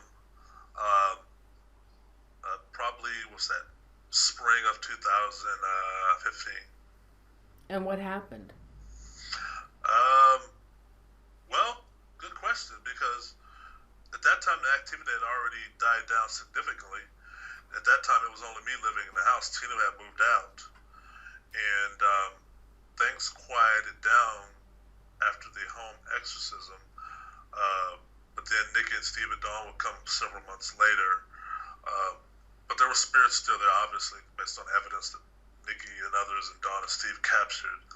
And then also, we caught an enormous amount of EVPs during the house exorcism that are on my YouTube channel of the spirits having conversations during the ceremony. They're almost snickering and being obnoxious during the entire proceedings. Keep on, we can't hear them with the naked ear. But upon video review, because it was the priest's recommendation that we record everything, and then I didn't review this information until about a year after he had done the exorcism, because I didn't know what an EVP was at that time. And then upon listening to the exorcism, and others found the voices and sent them to me. I like putting my video on YouTube because others send me stuff of voices, and everybody's been right so far who sent me something, and they found the voices on the exorcism and told me about it. I didn't know about it. I was just putting the video of the exorcism up.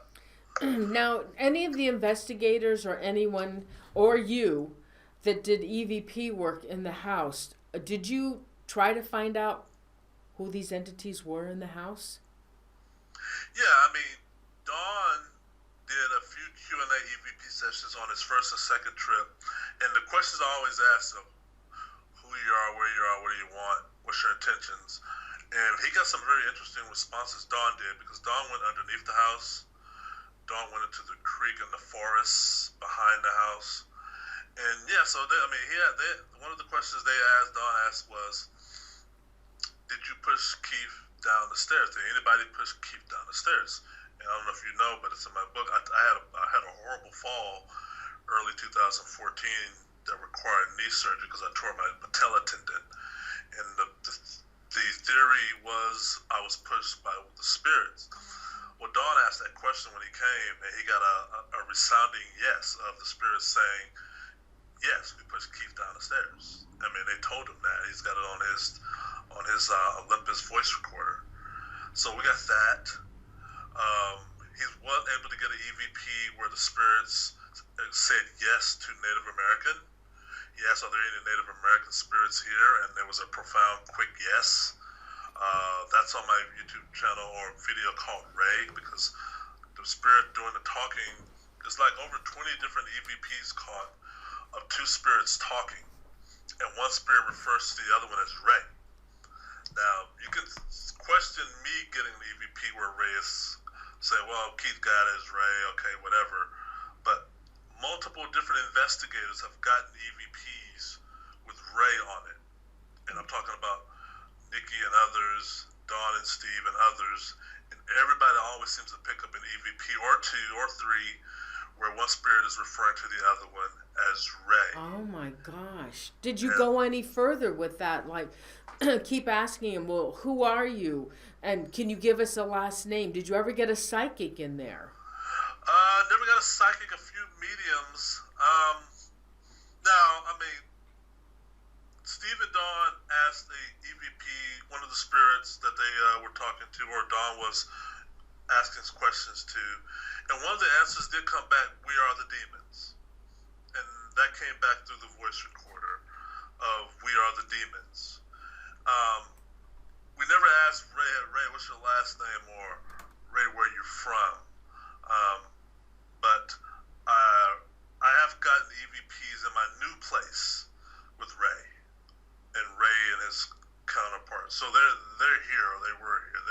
They were here, but they're on the majority of the EVPs. Ray and this unnamed person. There's another voice that's always telling Ray what to do. It's almost like Ray is his subordinate, or he's being mentored or coached, because we got a lot of EVPs where one is telling the other, and I'm talking about Steve and Dawn did, of one spirit telling the other one what to do. And these are profound, Norman. These, if you listen to them, if you're a skeptic or sitting on the fence on what's real or not real, I'm pretty sure you're already familiar, those that are skeptics of the EVPs that are just static and noise, and that could be anything. That could be pareidolia. That could be all kind of stuff. No, these are direct responses, clear, and they're using sentences. Like one spirit saying, "It's a camera. It's a camera," and they're saying it 3 times, or "Take that camera." Or they're laying down tripwire, or they're laying down video, and or "Ray, come here," or "Ray, do this," "Ray, do that." And these are clear enunciation, conversations, sentences. These are not one word or phrase. And when Don asks the question of so-and-so and so-and-so, the answer or the EVP that he gets usually is not abstract. So he's not pulling out voices from a radio or a CB or somebody's television. These voices are responding to his question, because he's asked a specific question. Are there any spirits here? Yes. How many spirits? Are 3. Okay. Carissa did the same thing. Are there any shadow people here? Are there any shadow people, or how many are you? 3. Okay. And they respond quickly. And they'll correct you if you make a mistake. There's an awesome video where Carissa is telling me she's about to go conduct an EVP session in the garage. I'm sitting at the kitchen table, and I got a camcorder running in the background just to be running. But on review of it, as Carissa's telling me that she's about to go in the garage to do some more EVPs, she says, "I want to focus or ask questions relating to the burning Bibles." And the spirit says, "Yes." And then she says she want to ask questions about the wall writings and whatnot, and the spirit's vocal respond to that as well. Like, yeah, we did that. One of the spirits that Nikki and Carissa called says, "Just look at it," because Carissa asked the question, "What does this wall writing mean?" And the voice comes back, "Well, just look at it." And you can hear it say it. Just look at it. It's a male voice. It says, "Just look at it." It would be like you telling me something. I'm like, "Well, just look at it, Norene. Can't you tell?" I mean, why yes? It should be self-explanatory. That's what you hear in these, and it blows your mind, because you've been living here 4 years, and I can only imagine the conversations me and Tina couldn't hear with the naked ear, but were still transpiring around us. Because when Don and Steve left, they left with over 430 EVPs on their first trip. And those are just the good quality ones. These are Class A's and Class B's. Damn. They threw over 400 or even more than that they just were considered Class C that never saw the light of day. So can you imagine what me and Tina could not hear with the naked ear the 4 years that we were here? Oh my God. And I would now, Steve Mera, he does everything scientifically, and he still couldn't get an answer as to who Ray was? No, we could not get, you Google the term Ray, there was no Ray previous tenant. I asked Rhonda, the one who had activity, none of her family members were named Ray.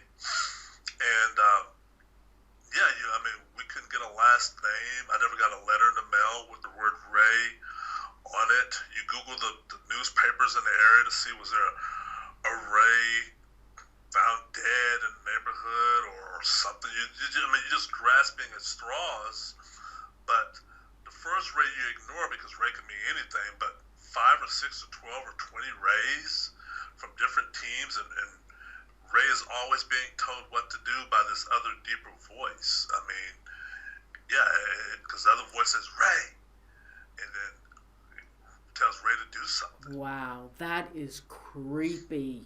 Are you afraid at all?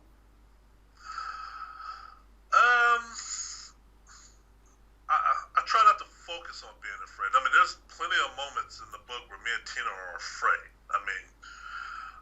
I think what unnerved me the most was seeing the words "die KL," and that shook me. What shook Tina the most was one day we came home, the house had been tremendously attacked. Everything was torn asunder. And Norene, the spirits had taken all my photos, talking about physical photos, as if it took them out of a photo album or out of a box. And these photos of that forgot I even existed because they were packed away in closets. And then laid them on my computer desk on top of each other. Every photo with me in it, no matter who else was in the photo, my face was burnt out. Get out of here. Do you have that evidence? Do you have that? Yeah, that's in the book and on my YouTube channel. Oh my God. I have to see that. Oh my God. I know I have the book, but I want you to show that to us. That's creepy as why? Why are they doing this to you, Keith? Well, so going back to that narrow focus, because keep in mind, when they start burning out my face, and keep in mind, I'm in a photo with mom, brother, sister, or whatever. It could be a family reunion, a sibling graduation. And these photos are tucked away in the house. I don't even know they existed because who still uses photos? But they're laid out nice and neat, and they're in the midst of all this destruction.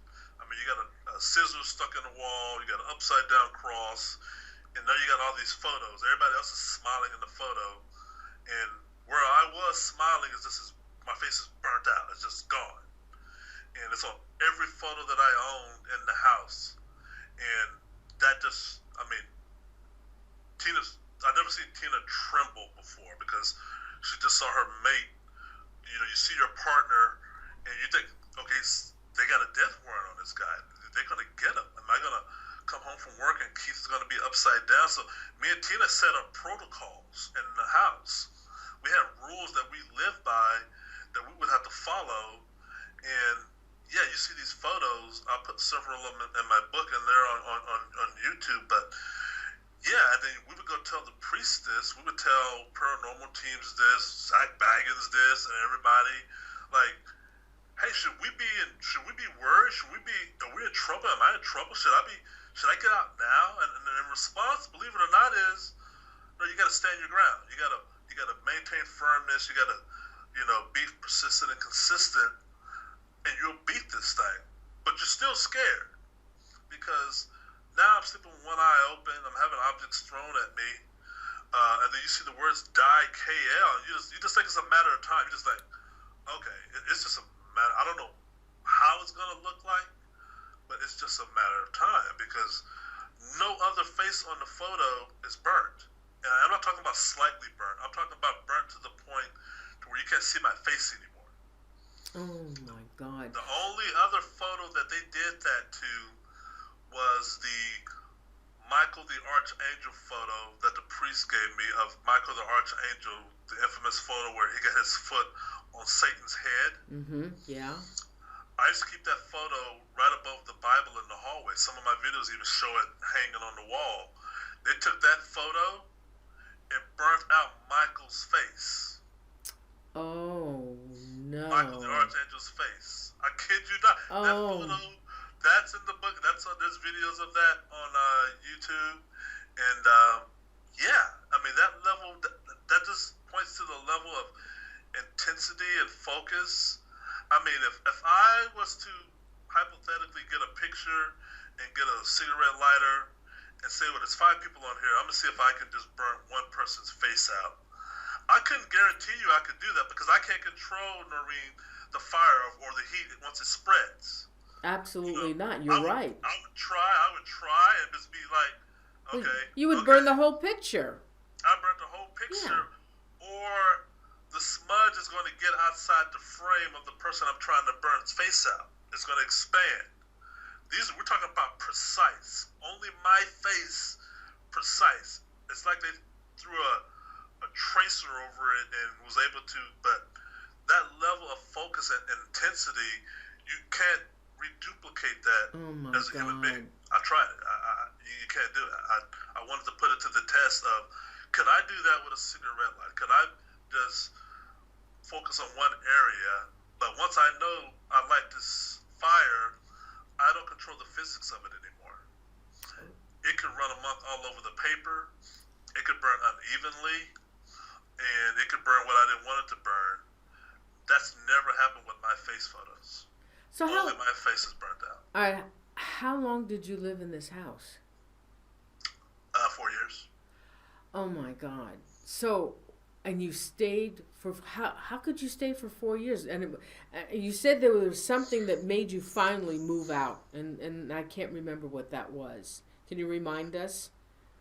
Yeah. So 2 things about staying there 4 years is 2013 we had no activity. The activity died on its own to almost like silent. So we thought the worst was behind us. And keep in mind, the activity we had in 2014 and 15 and 16 makes you almost forget the activity in 2012. There's just no comparison. The Bibles and stuff didn't start burning in 2014.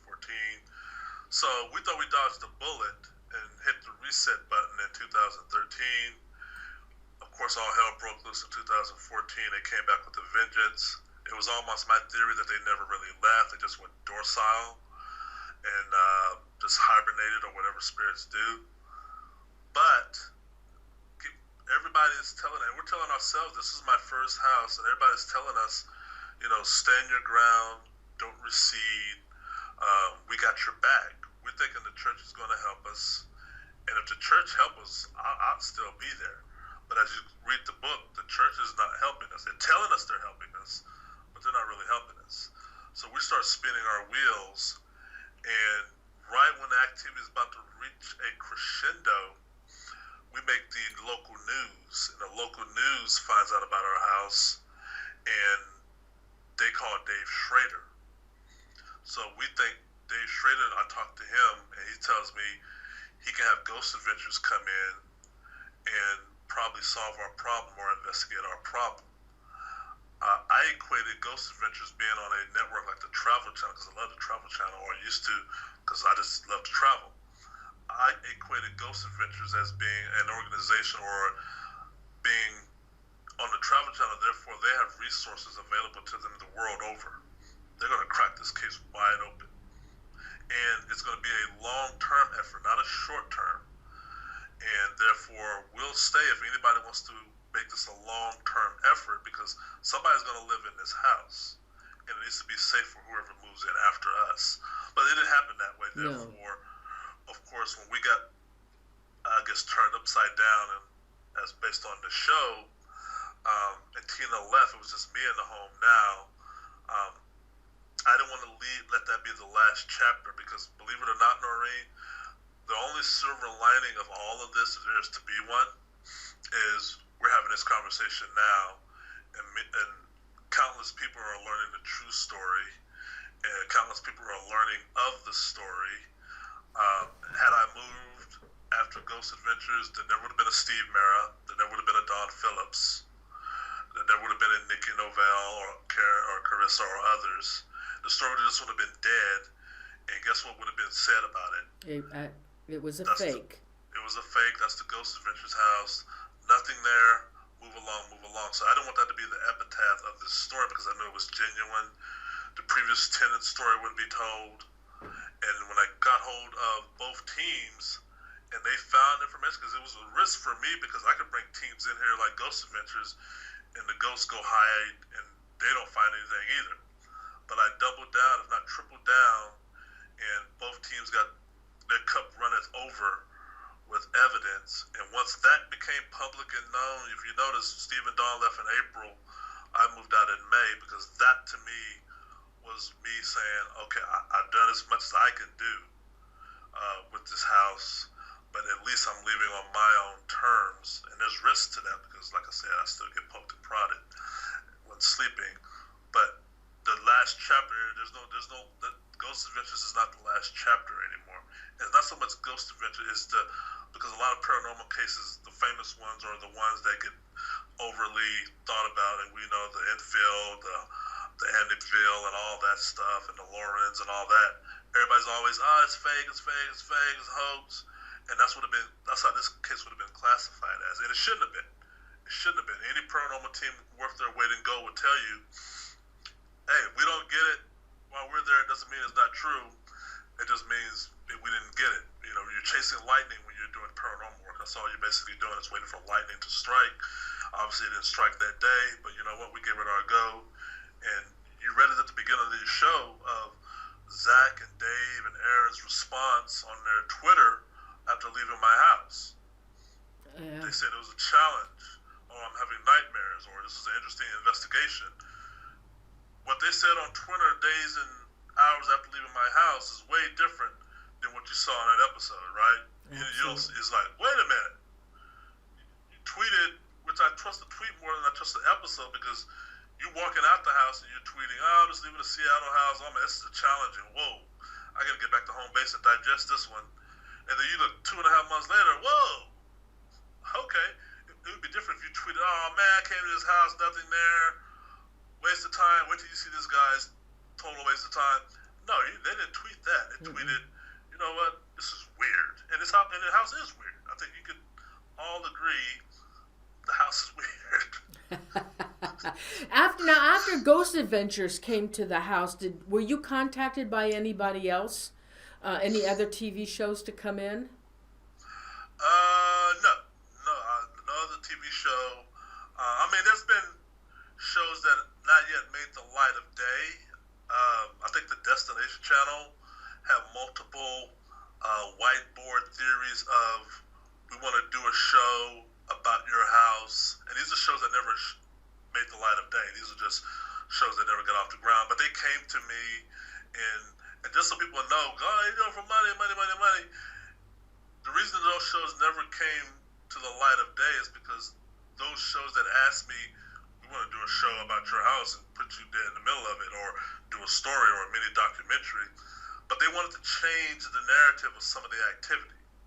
Like they wanted to say, well, can you say the 3 Bibles burnt in one day? Can we condense it down to your Bibles all burning at the same time? And I'm like, no. And they're like, well, can you say the wall writings happened in multiple rooms? So they wanted to change and all of that. And I'm like, no, because once again, then I'd be lying. Because you and others and my documentation says, no, the Bibles did not burn on the same day. They didn't, you know. They burnt da-da-da-da-da-da. So, and they're like, okay, well, we can't do that. Good, absolutely, and I heard that's what happens. And a lot of people do turn them down because of that, but then there are people that want to be on TV and they'll go with it, you know? Yeah. Well, I have 5 TV production companies, most of them the Destination Channel, some out of Canada, some out of Europe, who want to do a show, but they want to change the narrative of certain things about the phenomena. And I'm like, it doesn't need changing, dude. I mean, really, it doesn't need changing. So I tell them no. Well, that documentary it was supposed to have been out. It was produced by Don Phillips from the UK. Everything they did was documented, and I understand, I guess the evidence was really unbelievable that they captured, and they believed your story because I played that little clip, that little trailer in the beginning of the show, and they absolutely believed you. And if they did not think that you were real, they would have never done this documentary on your story. Yeah, when Don and Steve came the first time, I mean, every investigator arrives with a level of suspicion, and that's fine. And you're right, when they came and saw the amount of evidence, they saw doors opening and closing by themselves, the EVPs and whatnot. They saw passport teleportation. They saw cameras moving on their own. So yeah, they became believers. And there was just so much information that Don came up with the idea of, you know, we videotaped everything because we record what we do. Therefore, we have to make a documentary because we've got all this video footage.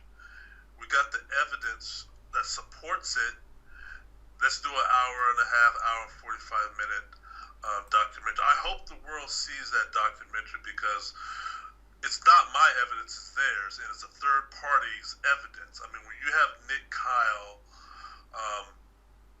is the former president of the Scotland SPR, and he was here on the second trip to once again vouch what they were saying, because when they got back to the UK and showed their colleagues all the evidence, they were like, oh man, that's just unreal. So they said, well, we'll bring a third person. We'll bring an independent verifier, Nick Kyle. He's been doing this 40-odd years.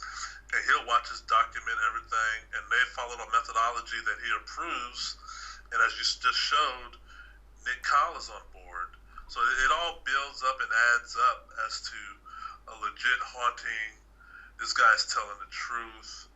All this off-camera stuff, critics or cynics were saying, we can attest to that because the spirits were turning our cameras around. We would leave a camera on and they would turn it off.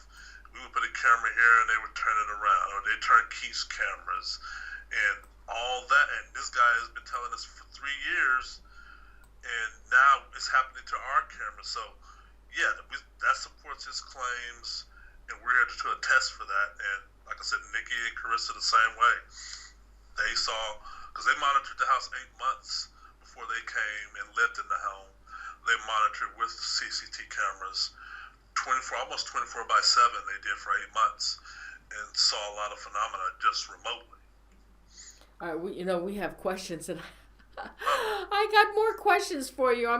I got off the beaten track because I had questions. All right, so B3 Airspace asked Keith, does he or Tina remember someone very mad or curse them?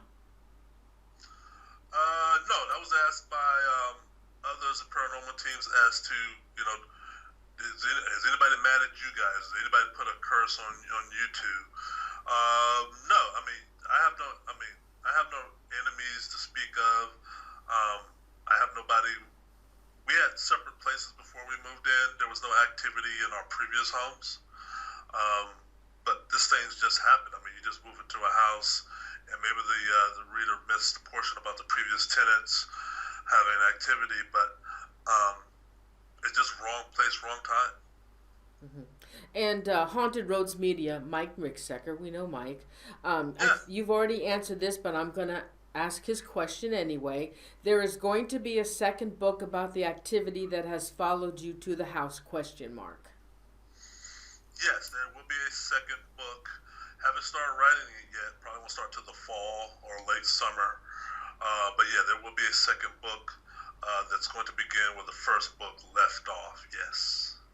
All right. Anthony has a question. Did you find any new evidence for the old house that you haven't talked about yet? Oh, wow. Good question. Yes. There's a lot of evidence that I found at the old house. Well, let's talk about Steve and Dawn. Steve and Dawn found a lot of evidence at the old house that has not yet been made public that's going to be in the documentary. That's the evidence that they control. The evidence that I found that I'm not yet talked about, and only because I'm sticking to a chronological order of when I find it and when it occurred, it's not going to be in the new book, or it's going to be released before my new book comes out on my YouTube channel. There are multiple, we're talking about gigabytes of files of audio and video that I've yet combed through, and I always find something, and I always vouch it through 3 people, paranormal people, before I publish it, just to give it legitimacy. But yeah, there are some stuff I'm going to share with the public that has not yet been shared. Okay, and then let's see. Oh, Elisa Asante de Tazio, how does this affect your life, Keith? Well, when you are in a house as active as this one, it affects you tremendously. You're being tormented. You're being tormented 24/7. If I had to compare it to something, I would say crawl into your dryer, talking about your dryer, your laundry dryer, have somebody turn it on, and before they close the door on you, throw a grenade in there. That's what it's like. That's what the torment is like, because you don't know which direction or what time of day, quote-unquote, danger is going to come. There's sleep deprivation involved. There's finger pointing amongst the couples involved. There's anxiety. There's aggravation. There's frustration. There's a whole bunch of things, and there's things that me and Tina cannot see or even know that are happening around us, and God knows what's happening to us subconsciously while we sleep. So yeah, I mean, it's hard to keep 2 feet flat on the ground when all this stuff is happening.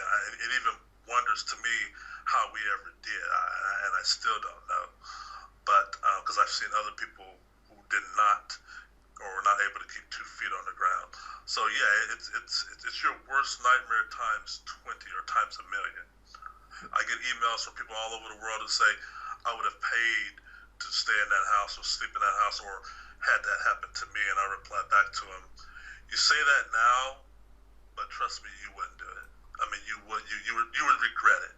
How about that? You would regret it. It's easy to say now, but nobody would, knowing truthfully, because it's hard, yeah. Let's see. Okay, we talked about this as well, but I'm going to say it anyway. Mama Joe Buffalo Woman wants to know, have you gone back to see the house? No, have not gone back to see the house. No. I'm knocking on that door. If I can help it. Okay, and Royce Hinman, my mod, wants to know, would Keith do an interview with Ghost Adventures today if they asked him to, or would he walk away from them since they treated him so bad the first time? Yes, I would do an interview with Ghost Adventures, but there would be conditions this time. And the only way I would do an interview with Ghost Adventures is I would have Steve and Dawn with me and Nikki and Carissa with me. It would not be me by myself. I personally think Ghost Adventures owes us an apology. I don't never publicize or ask for that publicly, but I think as a professional, they should. They have a lot to ask or answer for. I'm not upset or peeved or go around with a frown on my face, but if they were to ask me, there would be conditions, and one of the conditions would be the investigators that did find stuff would have to join me. It would not be me by myself, because I know what they're going to do with that. They're going to sit me by myself, and come post-production, it's going to just turn it totally upside down. But yeah, and then so your listeners know, they did try to get me and Tina on Aftershocks. They called us the week the episode aired and tried to invite us back on Aftershocks. Interesting. We told them no, because we were upset about how we were betrayed on the Ghost Adventures. And fool me once, shame on you. Fool me twice, shame on me.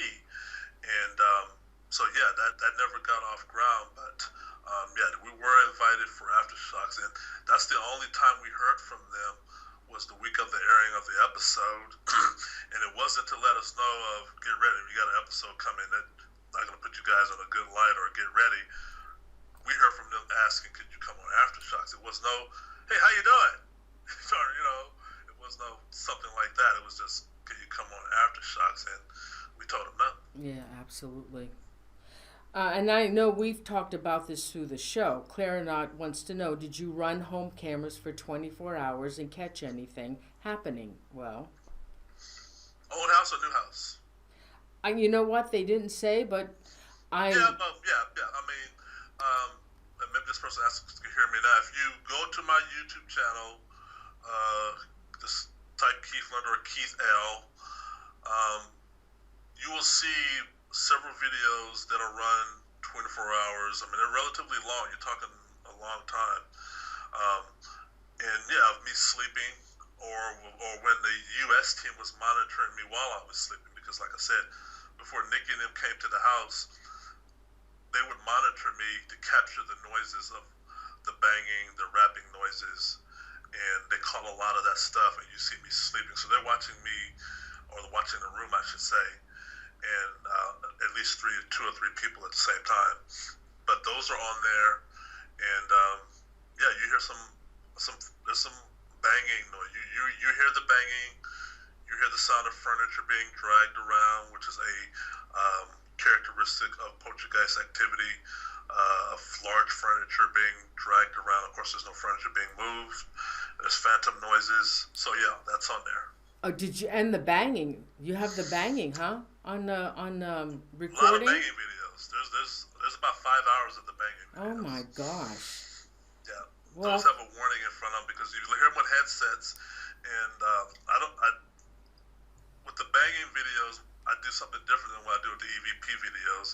I will do a timestamp on the EVP videos because I want people to be prepared when the EVP comes, but I don't tell people when the banging comes because I want people to be surprised, because when you hear the banging and you don't know it's coming, that's going to give you a sort of a glimpse of what we felt.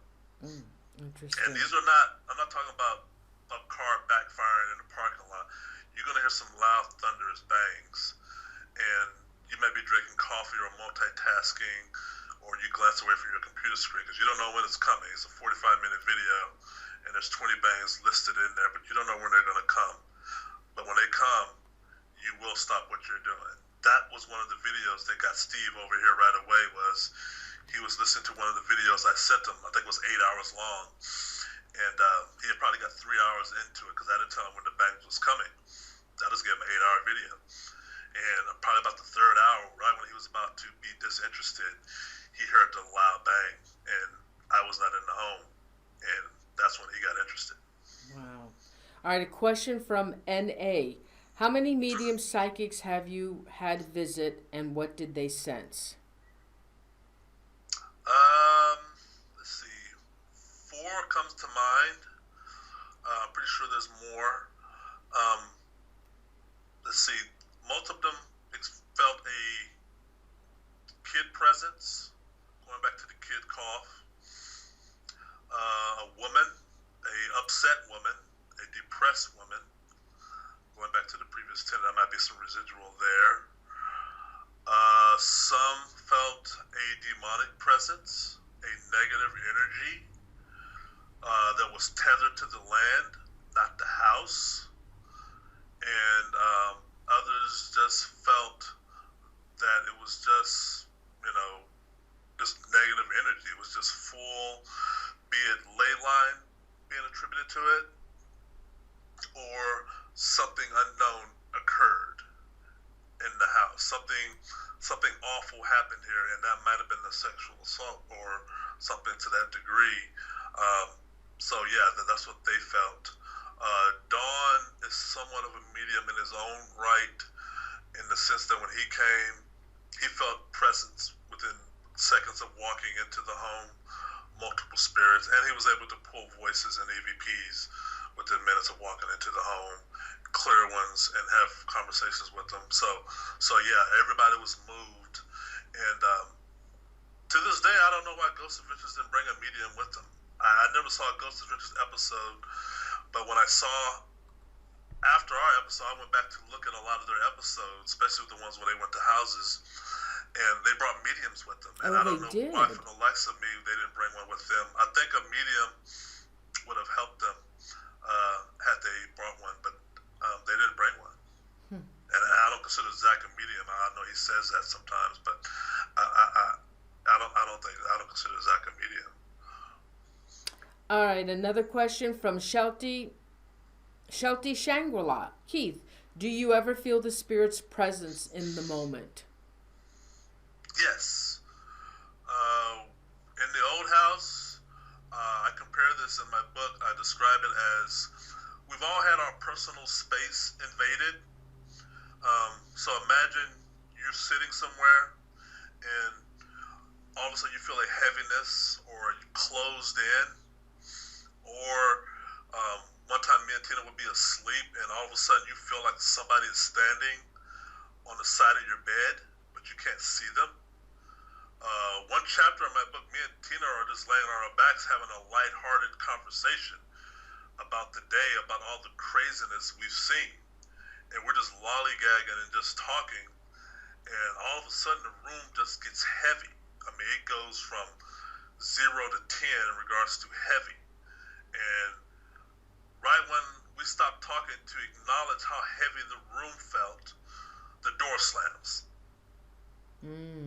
I mean, it just like shoot. And yeah, so that I've lied in, just so I'll give you guys a glimpse once more. I've lied in bed at the old house, and I'm asleep, and I'm just woken up because I feel something standing over me. I look to my right, Tina's asleep. I I look to the foot of my bed, nothing there. I look to my left, and I feel that heaviness. Something is on the side of my bed. As soon as I feel it and acknowledge it in my brain, the lamp flies across the room. Oh, my God. Yeah, the lamp flies across the room. Wow. All right, another question from Maria Sandra Amador. Did Keith have any paranormal experiences before moving to this house? Never before. Never a Ouija board, never anything remotely. And I went back in my memory banks all the way to my childhood because I was looking. But no, nothing whatsoever. And I never, I was always 50-50 about the paranormal anyways. But I'm not a diehard paranormal person. I mean, I am now, but I wasn't then. I was a 50-50. I mean, if you told me a ghost story or if you knew somebody was having a haunted house, I'd ask a few questions and I'm done. Or if there's a scary movie on that I like, I'll watch it. But that's as far as I go. And I never disavow what people were saying out there in the world. I just haven't met it. Having met it, yeah, I'm a diehard believer now, but no, there was never anything activity-wise that I could think of that make me reflect and say, I wonder if the two are related. I really believe we just walked or come into to a house that was just, a house. The house is crazy. What about the owner of the house? What did he ever tell you anything to you about the house that maybe he might have had some experiences? I asked the owner. I mean, he's the first person I'm going to ask the minute stuff starts happening because I'm like, dude, your house is haunted. Would you sell us here? And no, I mean, he was very nonchalant. I mean, he's super nice. My landlord is super nice. And I would ask him, and he would say no. But when I told him, hey, the activity is getting out of hand, we gotta get some teams in here, and that being Ghost Adventures, and I got the email in the book. His exchange was very calm, and he just said, yeah, you have my permission to bring a team in there. It's just probably some nasty spirits that don't want to leave or do something, but go for it. I mean, you're talking about 4 lines at the most of his reply back to me. I mean, I sent him a 3-long page with countless videos. I mean, some of the videos we showed tonight, I sent him. And I was really nervous that he was going to reply back to, oh, you're out of there, dude. I'm going to sue you. You're done. I mean, you're tearing up my house. But he came back with this 4-line sentence, and then he included with, it's probably some mean spirits in there who don't know how to act, but it should be relatively easy to solve. And I think his answer to me then was yes, without saying yes, because he never came to meet the investigators. You would think an owner, I mean, I've had in other places where I live where I had the mechanic come in or the painter or the contractors come in, the owner will show up to meet him, where they got to exchange paperwork or he's got to sign off on something or whatever. They will show up. He never showed up. I mean, never whatsoever. Like I said, I've only saw my owner twice. It was weird when when he came to get the keys to the house when I was moving out, and we did the walkthrough. You do a walkthrough when you're moving in, you do a walkthrough when you're moving out. And I told her, hey man, I haven't seen you in 4 years. And it just felt so deja vu of this because he knows all the history, and he had a little guilty expression on his face, like, and he did not want to be in the house. He almost left when I left. He did not want to stay long in the house, even though it's his house. And your listeners should know this. I got my entire deposit back. Oh, wow. With interest, because it was an escrow. Wow. Yeah, there was no, I showed holes in walls, areas of burnt carpet, ceiling, markings that you got to bring a professional in here. Not once did he challenge me on anything. I thought we was going to have a back and forth as to what sort of deposit I was going to get back. Because I thought he was going to say, well, dude, I got to fix his office, and whatever is left of your deposit, I'll send to you. There was none of that. Wow. Matter of fact, the house was, I got all my deposit back. all of it. Not one exchange he gave me as to, hey, I got to keep some of your deposit, dude. It's going to take a lot. I got to get that stain out of the carpet. Not one of those things. Wow. And I know why, Norene. I know why. Now I think about it, is because he doesn't want bad karma. And our experience was genuine. I don't hold him accountable or responsible for what we experienced. But if you're going to pile on and say, oh, you're going to have to give me some sort of money, or I'm going to have to take you to small claims court or whatever. Yeah. This guy's from India, and he's a nice guy. I have no qualms with him. That might attract bad karma and sick the spirits on him, which he did not want any part of. That's why he never came to the house. I mean, he never came to the house. Wow. I just want to say good night to Crystal Triplet. Good night, honey. Thank you. She's one of our mods, and she's got a sore throat. Thanks for staying, as this is an extra long show. You're getting a treat tonight, because I usually only do 1 hour shows. Okay, let's see. We have another question. We have psychics that are in the chat room, and one of them believes that he does have information, but he is too scared to talk about it. That's what they feel. Somebody in the chat room? Yeah. Oh, wow. All right, another question from Mama Joe Buffalo Woman. What is the most memorable experience that you've had?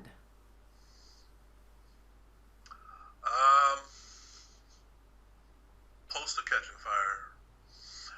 And not so much the poster itself, even though that was scary and haunting, was I was in my bathroom taking a shower, and the fire alarm goes off. I run out of the bathroom and through my bedroom, so I'm now standing on the landing area or the doorway of our bedroom, and you hear this major stomping. Something runs past me and it's stomping down the stairs, like darting down the stairs. And I tell people, we've all have maybe been on a highway or a car goes to fritz on the highway. You're standing in open traffic, maybe changing a flat tire or trying to wave somebody down. And ever so blue moon, a big 18-wheeler zooms by. We all feel that gust of wind, that force, and almost wants to take you with it. When I got to my doorway, that's something like that ran past me and darted down the stairs, and the front door opened wide and slammed shut. Oh, that's scary. So I'm standing on the landing. Where I'm standing, I can see the front door clearly. If you don't know the layout of my house, and it slams as a thunderous shut. And keep in mind, I got a fire, but my brain thought intruder in the house, even though I didn't see anybody. So I dart down the stairs, and I run to the front door. This door was open maybe 3 seconds ago. I can't open it. The door is sealed shut. It's like a force, like you put an elephant on the door, and I can't open it. The doorknob turns. I got full turn of the doorknob. There's no lock in the latch, but that door will not budge. And the fire alarms are still wailing. Smoke is filling up. I run back upstairs and tend to the fire. And I douse the fire and then run back downstairs to try to open the door again, because I'm trying to let the smoke out, and the door won't open. The fire alarms are still going off, and I said to myself, my brain says, Keith, the house is not under attack. You are. So I called 911. Tina's just left. She's probably not even a block away, if not, or maybe 2 blocks away. I called 911. The lady on the other end, because 911, we all know what they say. What's your emergency? I tell her, and she asked for my address. Every time I start to give her my address, the phone erupts in static. And as soon as I give my address, the phone rips in static. As soon as I stop giving my address, the static goes away. That happens 3 times. I think we had to do it on the 4th time before she finally got my address, and the fire department came 3 minutes later. I run back upstairs because I'm thinking there's another fire in the house because the alarms are still ringing. I can't find another fire. By the time I come downstairs, the fire department are pulling up. I had called Tina before then, or I called Tina right after the fire department. So she arrived a few seconds after they did. And I'm shaking like a leaf. I'm shaking like a wet puppy left out in the cold. And Tina throws a blanket or something over me, and the guys in the fire department are all upstairs, and everybody's shaking their head. But that force of running past me in the doorway, the front door, and the door not opening, that's probably my most memorable in that home. Wow. You certainly are telling things that I've never heard before. All right, so yeah, that's why I wanted to get the book up, because some of the stories, I mean, there's a lot, you know, and you've been following this story for about 3 years now, so add this information on what you already know. Yeah, there's just a lot of stuff. I mean, a lot, because 4 years is a long time. Oh, I'll 1 year is a long time, and we had activity in 2014, 9 out of the 12 months we had activity. I'm talking about daily. I'm not talking about a lull. There was no lull or coming up for air when the spirit came back early 2014. It was hit the ground running. We're ready. I hope you guys are. Let's go. And that's how I outlined it in my book. So the reader is going, people text me every now and then what chapter they're on. And I'm like, oh, you're in this chapter, you're in this chapter. But when they get to the chapter, I won't tell them what chapter it is. They text me, and they're like, I'm in that chapter now. I'm like, you won't come up for air for another 300 pages. Oh, my God. Well, I've got the book, and I will read it. And, you know, they're all asking in the chat room for you to come back, Keith. They want to see your evidence. And I know you have this on YouTube, but let's do a show and put all the evidence together and do a show on that, okay? Yeah, I mean, evidence is to be shared and also to be talked about. And like I said, I would love to, let's do the heartbeats. We talk more about the water puddles. And let's the shadow. The Keith EVPs. Yeah, I mean. Okay, because I had that video and it's on the other computer. It's the image of the shadow that was captured by Steve Mera. Yeah, that's a good one. That's a good one. So we'll do a return, and I'll come up with the name of it: the Return of the Demon House. Evidence that Zak Bagans missed or he wouldn't reveal. All right, so we have another question. Zippy Davis. Did he get asked how many times his shirt was burned while he was wearing it? Did your shirt burn? Yeah, my shirt caught fire. Oh, again, I didn't know. Come on. Twice. Thanks, Keith. My God. Oh, why are you keeping this from me? You never told me that before. Shame on you. Yeah, I mean, no, the photos are in the book. How that happened is in the book, but yeah, my shirt caught fire twice in the house, and I don't mean flames of glory. I mean, you're trying to deal with a paranormal event like objects being thrown. Me and Tina are side by side, and Tina would always notice it before me because she's standing behind me, and she would see all these. Dude, you got all these holes in your shirt, and you look closer. No, these are burnt marks. These are like, you was at a campfire and the amber or whatever, the cinder or whatever, latched onto your clothing and burnt holes. And the phenomena we were dealing with at that time is always something teleporting or being thrown. It's not from a fire we're dealing with. And yeah, I hate I threw those shirts away, but Tina yanked those shirts off me and tossed them things. They were out of there. Wow. All right, one last question. From Aaron Brody. With all the paranormal activity, does Keith think that you might be psychic? I wouldn't give it the term psychic, because I respect psychics, and I would say with me, I have this, and I don't know why I have it. It's just an intuition. Like when the activity went dormant for 2013, me and Tina had countless conversations, and I just felt something is still here. Something is still here. It's not done. It's not done. It's not done. And I had other people come into the house, and they picked up weird stuff during 2013. Mainly Microsoft came in, but totally unrelated to the paranormal. They were just testing out the new Xbox, but they were picking up weird images on their Kinect that we didn't know at the time what that meant. But also, I could be asleep in my bedroom, and I could always sense a window or door open somewhere in the house that we might have forgot to close, being that it's summer in the Pacific Northwest. So I would get up in the middle of the night and go to whatever window or door that was unlocked or open, and true to form, that window was unlocked or open. But it was not me who opened it. It might have been Tina sometime during the day, and she just forgot to close it. So stuff like that, it's just a premonition or guessing when activity is about to erupt. I told Tina we need to be cognizant and look for the signs.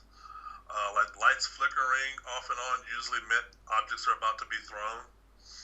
Loud bangs usually meant that objects are about to be thrown or furniture is about to be moved, and stuff like that. So yeah, I will put it in those terms, whatever that means. Mm-hmm. Well, that's the end of our questions, and we did a 2.5-hour show. But I did that for you because I know you wanted to do a 3-hour show. I didn't think it was going to be this long, but oh my God. I mean, we could listen to you all night for hours and hours, Keith. You're such a great speaker, and the stories that you have shared with us are absolutely amazing. Now, the book is huge. I mean, this book is thick, and I want to tell you, the writing is small, so it's probably, if anybody else had put this in another format, you know what? It's going through my green screen. It's going right through me. You can see me on the other end because of the green screen. This book is thick, and the lettering is small. So if this had been done on the lettering size that most of these books are written, it would be 3 times this thick. There is so much information in this book.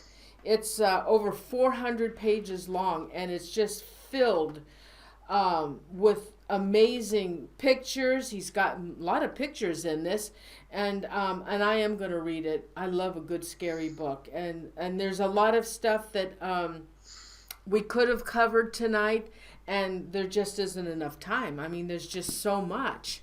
And so Keith will come back, and we will gather his evidence. I have a unbelievable, awesome video that I had edited that I was going to show tonight on the shadow person that they captured in the hallway. And it was an experiment that Steve Mera had done. And it didn't come through. So we will put all this together. It's going to take some time because I have to edit everything out. And we will do a show on more evidence of the demon house with Keith Linder, okay? That deal? Works for me. Keith, thanks so much for being on the show. It was such a pleasure and so much fun to have you. I just love having you on the show. Let's see, there is another show that I did air with Keith, and at the end of the description of the video, I'll put the link to that show, okay? And actually what I'll do is after the 3rd show, I'm going to do a Keith Linder playlist because it'll be 3 shows then. So Keith, again, thank you. Good luck with your book. That video, that documentary is going to be coming out. And when that documentary comes out, you're probably going to get hit up by everybody to do it to a show with them. And I wish you luck with everything. So thanks so much, Keith, and have an awesome, wonderful weekend, and great and much success with your book, honey. Thank you. Hey, thanks for having me on. It was wonderful. Great questions. So thanks, everyone, and I'll see all of you soon. Thank you, Keith. Good night, honey. Good night. Thank you. Oh my God, isn't he awesome? Now this is absolutely the kind of shows I love to do, and I'm really glad because Keith wanted to come back. I mean, his stuff is amazing. I mean, how could you not believe what he's saying? And he has proof is what's so amazing as well. So I am going to bring him back, and I can't wait. And I want to thank my mods, Unique Annie and Royce Hinman. I love you guys. And I know Crystal Triplet, I say goodbye to her. Thank you so much. We have a wonderful chat room. Group hugs to everybody, and thank you all so much for being here. And it's just a pleasure to bring you good shows like this. So let me see, Keith. Here we go. Oh my God! In Super Chat, Royce just sent me a message. Wow, Zippy Davis, honey, thank you. Wow, 2 times, Zippy Davis, Anthony, Yvonne Bessett, Shelty Shangri-La. Oh my God, Anthony again, Mama Joe Buffalo, Haunted Roads Media, Mike Ricksecker. Thank you so much, everybody. Thank you. Oh, and Amanda Mano. Oh my gosh, thank you so much, guys. There is a new. I love you guys. Thank you so much. Zippy again. Yeah, Zippy Davis. Thank you. Hey, you know what? I've been contacted by a new paranormal platform. Royce, can you remember the name of it? On Stellar. And it's only for the paranormal, nobody else. And I signed up for it. And it's going to be there's huge names that are going to be joining this On Stellar program. It's all, now the thing is, I'm not sure about live yet. I think they're still working on the live, but I know they're going to let us put our videos up there. But it's really a strict platform. If you don't get views and whatever, eventually you're going to get kicked off. They only want the best on Stellar. So I signed up for it. I've been contacted by them. I have a channel set up, and I'm not sure about the live streaming. So I will check them out and ask them about the live streaming, or I'll put my videos on Stellar, and I'll have to edit them, of course. But I'm going to check them out and see, because that would be really awesome to do live shows on Stellar. With YouTube, I am limited. I can't I'm censored. There's words that you can't use. I don't know. I don't know. I'd really love to find another platform for me to do my live shows on. And the shows will be mine. It won't belong to On Stellar. It'll belong to me. But we had a huge crowd tonight. Huge. Oh, Royce sent me let's do shout outs. Nice to have a cell phone. It's a lot easier. Okay, Aaron Brody, Amanda Mantle, Angela Shelton, Anita Acuna, Arcade Chaos, B3 Airspace, Cassandra, Kathy Dotson, Chippa Terry, Chuck Bomb, Crystal Triplet, my mod. Oh, come on. Kayla Spears, Misty Dawn, Mama Joe Buffalo, Fungi, Royce Hinman, my mod, thank you. Shelly Phillips, Shelty Shangri-La, Unique Annie, Zippy Davis, and I know Mike Ricksecker was in Haunted Roads Media. Deborah Salisbury, Loretta Cersei, Cigar Smoke Girl, Pamela Rainey, Claire Knott, Shelly Phelps, Jordan Perkins. Again? Oh my gosh, Amanda Manuel? My gosh, goodness me. Oh my God, thank you so much. I'm going to Zoe Small, Beat 3 Space, Jessica Luna. Okay, guys, next week I don't have a show because Angela Shelton, I am going to, Anita Ackerman, there you are. I'm going to upgrade my program. Kim J, I'm going to upgrade my program. It's going to cost me $500 to do this. I'm putting your money toward that program. And my techie, he's coming over next week. We're going to install the new program. And I may hopefully only have to use one computer. I use several computers now, and it's complicated, but I'm hoping it'll turn out in the long run to be a better broadcast. And then this way I only need to do my one computer, as now I'm, like I said, I'm using several computers, and so we'll see what happens with that. Anyway, he's gonna train me, and we're gonna work on it next week. So the following week I will have the new broadcast in place, and I'm just hoping it's gonna. And I know the new broadcasting program is gonna have a lot of features that this program doesn't have. So everybody, thank you so much. Ann Johns, Super Onion Master. Is there anybody else I missed? NA. Love you guys, and thank you so much for being here. Oh my God, my husband is working on the Hornet tonight. They had an event, and that's why I was able to do this long show. Normally I only do an hour 15 minutes. And Smidge, oh my God, honey, thank you so much. You guys are awesome. Otherwise, I wouldn't be doing it. I wouldn't be able to do this almost 3 hour show. Anyway, you guys are really awesome, and I love you guys, and you join me for all my shows, and I really appreciate it. Michelle22, know that you are loved, and we've got a great chat room because Cigar Smoke Girl, because we have awesome mods, Royce, Unique Annie, and Crystal Triplet. Oh, there you are, Haunted Roads Media. Have a great night to you, Mike Ricksecker. And Mike Ricksecker has a awesome show with our good friend Vanessa Hogel on Tuesday nights. They're on YouTube as well, live on Tuesday nights. Oh, Carl White was here. Carl White, you're hiding. Yeah, Mike has his show on Tuesday nights. Oh my God. Isn't that Behind the Rabbit Hole? What is it, Mike? What's your show's name on you think I would know by now. On YouTube. What is it? Behind the Rabbit Hole? What is it, Mike? Yeah, Mike does a talk show with Vanessa.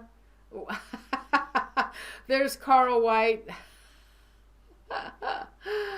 Thanks, everybody. Thanks so much for being here, Carl. 4:30. Bless your heart, honey. Dustin Lenzo, Kathy Dotson, I think I mentioned you earlier, and all those who contribute to the super chat. I love you guys. Edge of the Rabbit Hole. That's it, on Tuesday nights on YouTube, Haunted Roads Media. So, okay. I'm going to say goodnight now, and I'm exhausted. Thank you so much. Hey, let's see. What's the next show? I have my calendar. Okay. Let's see. What is this? May 10th. I guess it's May 10th, huh? Oh, yeah, May 10th. Oh, my God. His name is Parker Duvall. I believe he's also been on Coast to Coast. Well, he talks to Bigfoot, and he's been on a lot of shows, a lot of podcasts, but Coast to Coast had him. That's good enough for me, but he talks to Bigfoot, so I'm anxious to hear his story. And then May 17th, Bill Bean is coming back. He's written a new book called The Connection, and we're going to talk about that. And oh gosh, and you know what? I have 4 shows every Thursday in May. On May 24th, Daniel Kloss, the Hinsdale House, he's coming back. And then on May 31st, Andrea Perron. We're going to talk about life after death. You know, she was visited by her sister, and we're going to talk about that and what her how she feels about life after death, and have she's had any other communications with her sister and gotten any answers from her sister. So that should be an interest, and it's always fun to have Andrea come back on the show. Samantha Drelling, did I miss anybody that would like to have a shout out? Oh God, okay, I'm exhausted. Yeah, I did a show with Daniel Kloss, NA, and he's coming back for the second time, and he has new evidence to present. And guess what? Last Saturday, I was on the USS Hornet, and I was at Nick Groff's. I wish I had the pictures. I was on Nick Groff's. I was at his event on the Haunted Hornet. I have a picture with Nick Groff, and I have a picture with Daniel Kloss, and I also have a picture with Robert Murch. Well, he's the expert in the Ouija. He goes all over the country to conferences talking about the Ouija board. Look him up, Robert Murch. And he wants to come on the show. He remembered me. I did a show with him 5 years ago, 2 shows, and he remembered me. And he wants to come back on the show, so I'm going to have him back on the show as well. We'll talk about Ouija boards. Okay, guys, I am exhausted. Almost 3 hours. So I love you guys. Thank you so much. Thank you to my mods, Royce, Unique Annie, and Crystal Triplet. Thank you to my super chat contributors. I love you guys. Love you guys so much. Group hug to you all. And I'm going to say goodnight. You have a wonderful weekend. Have a nice weekend, okay? And I'm exhausted, guys. I really am. So thank you all, and have a safe weekend. I'll see you in 2 weeks, okay? For a month of 4 shows. I'm going to be exhausted. Okay, everybody, love you guys. Love you. Have a great weekend. Have a great week, okay? Love you guys. Good night. Thank you so much for everything. I love you guys. Thank you.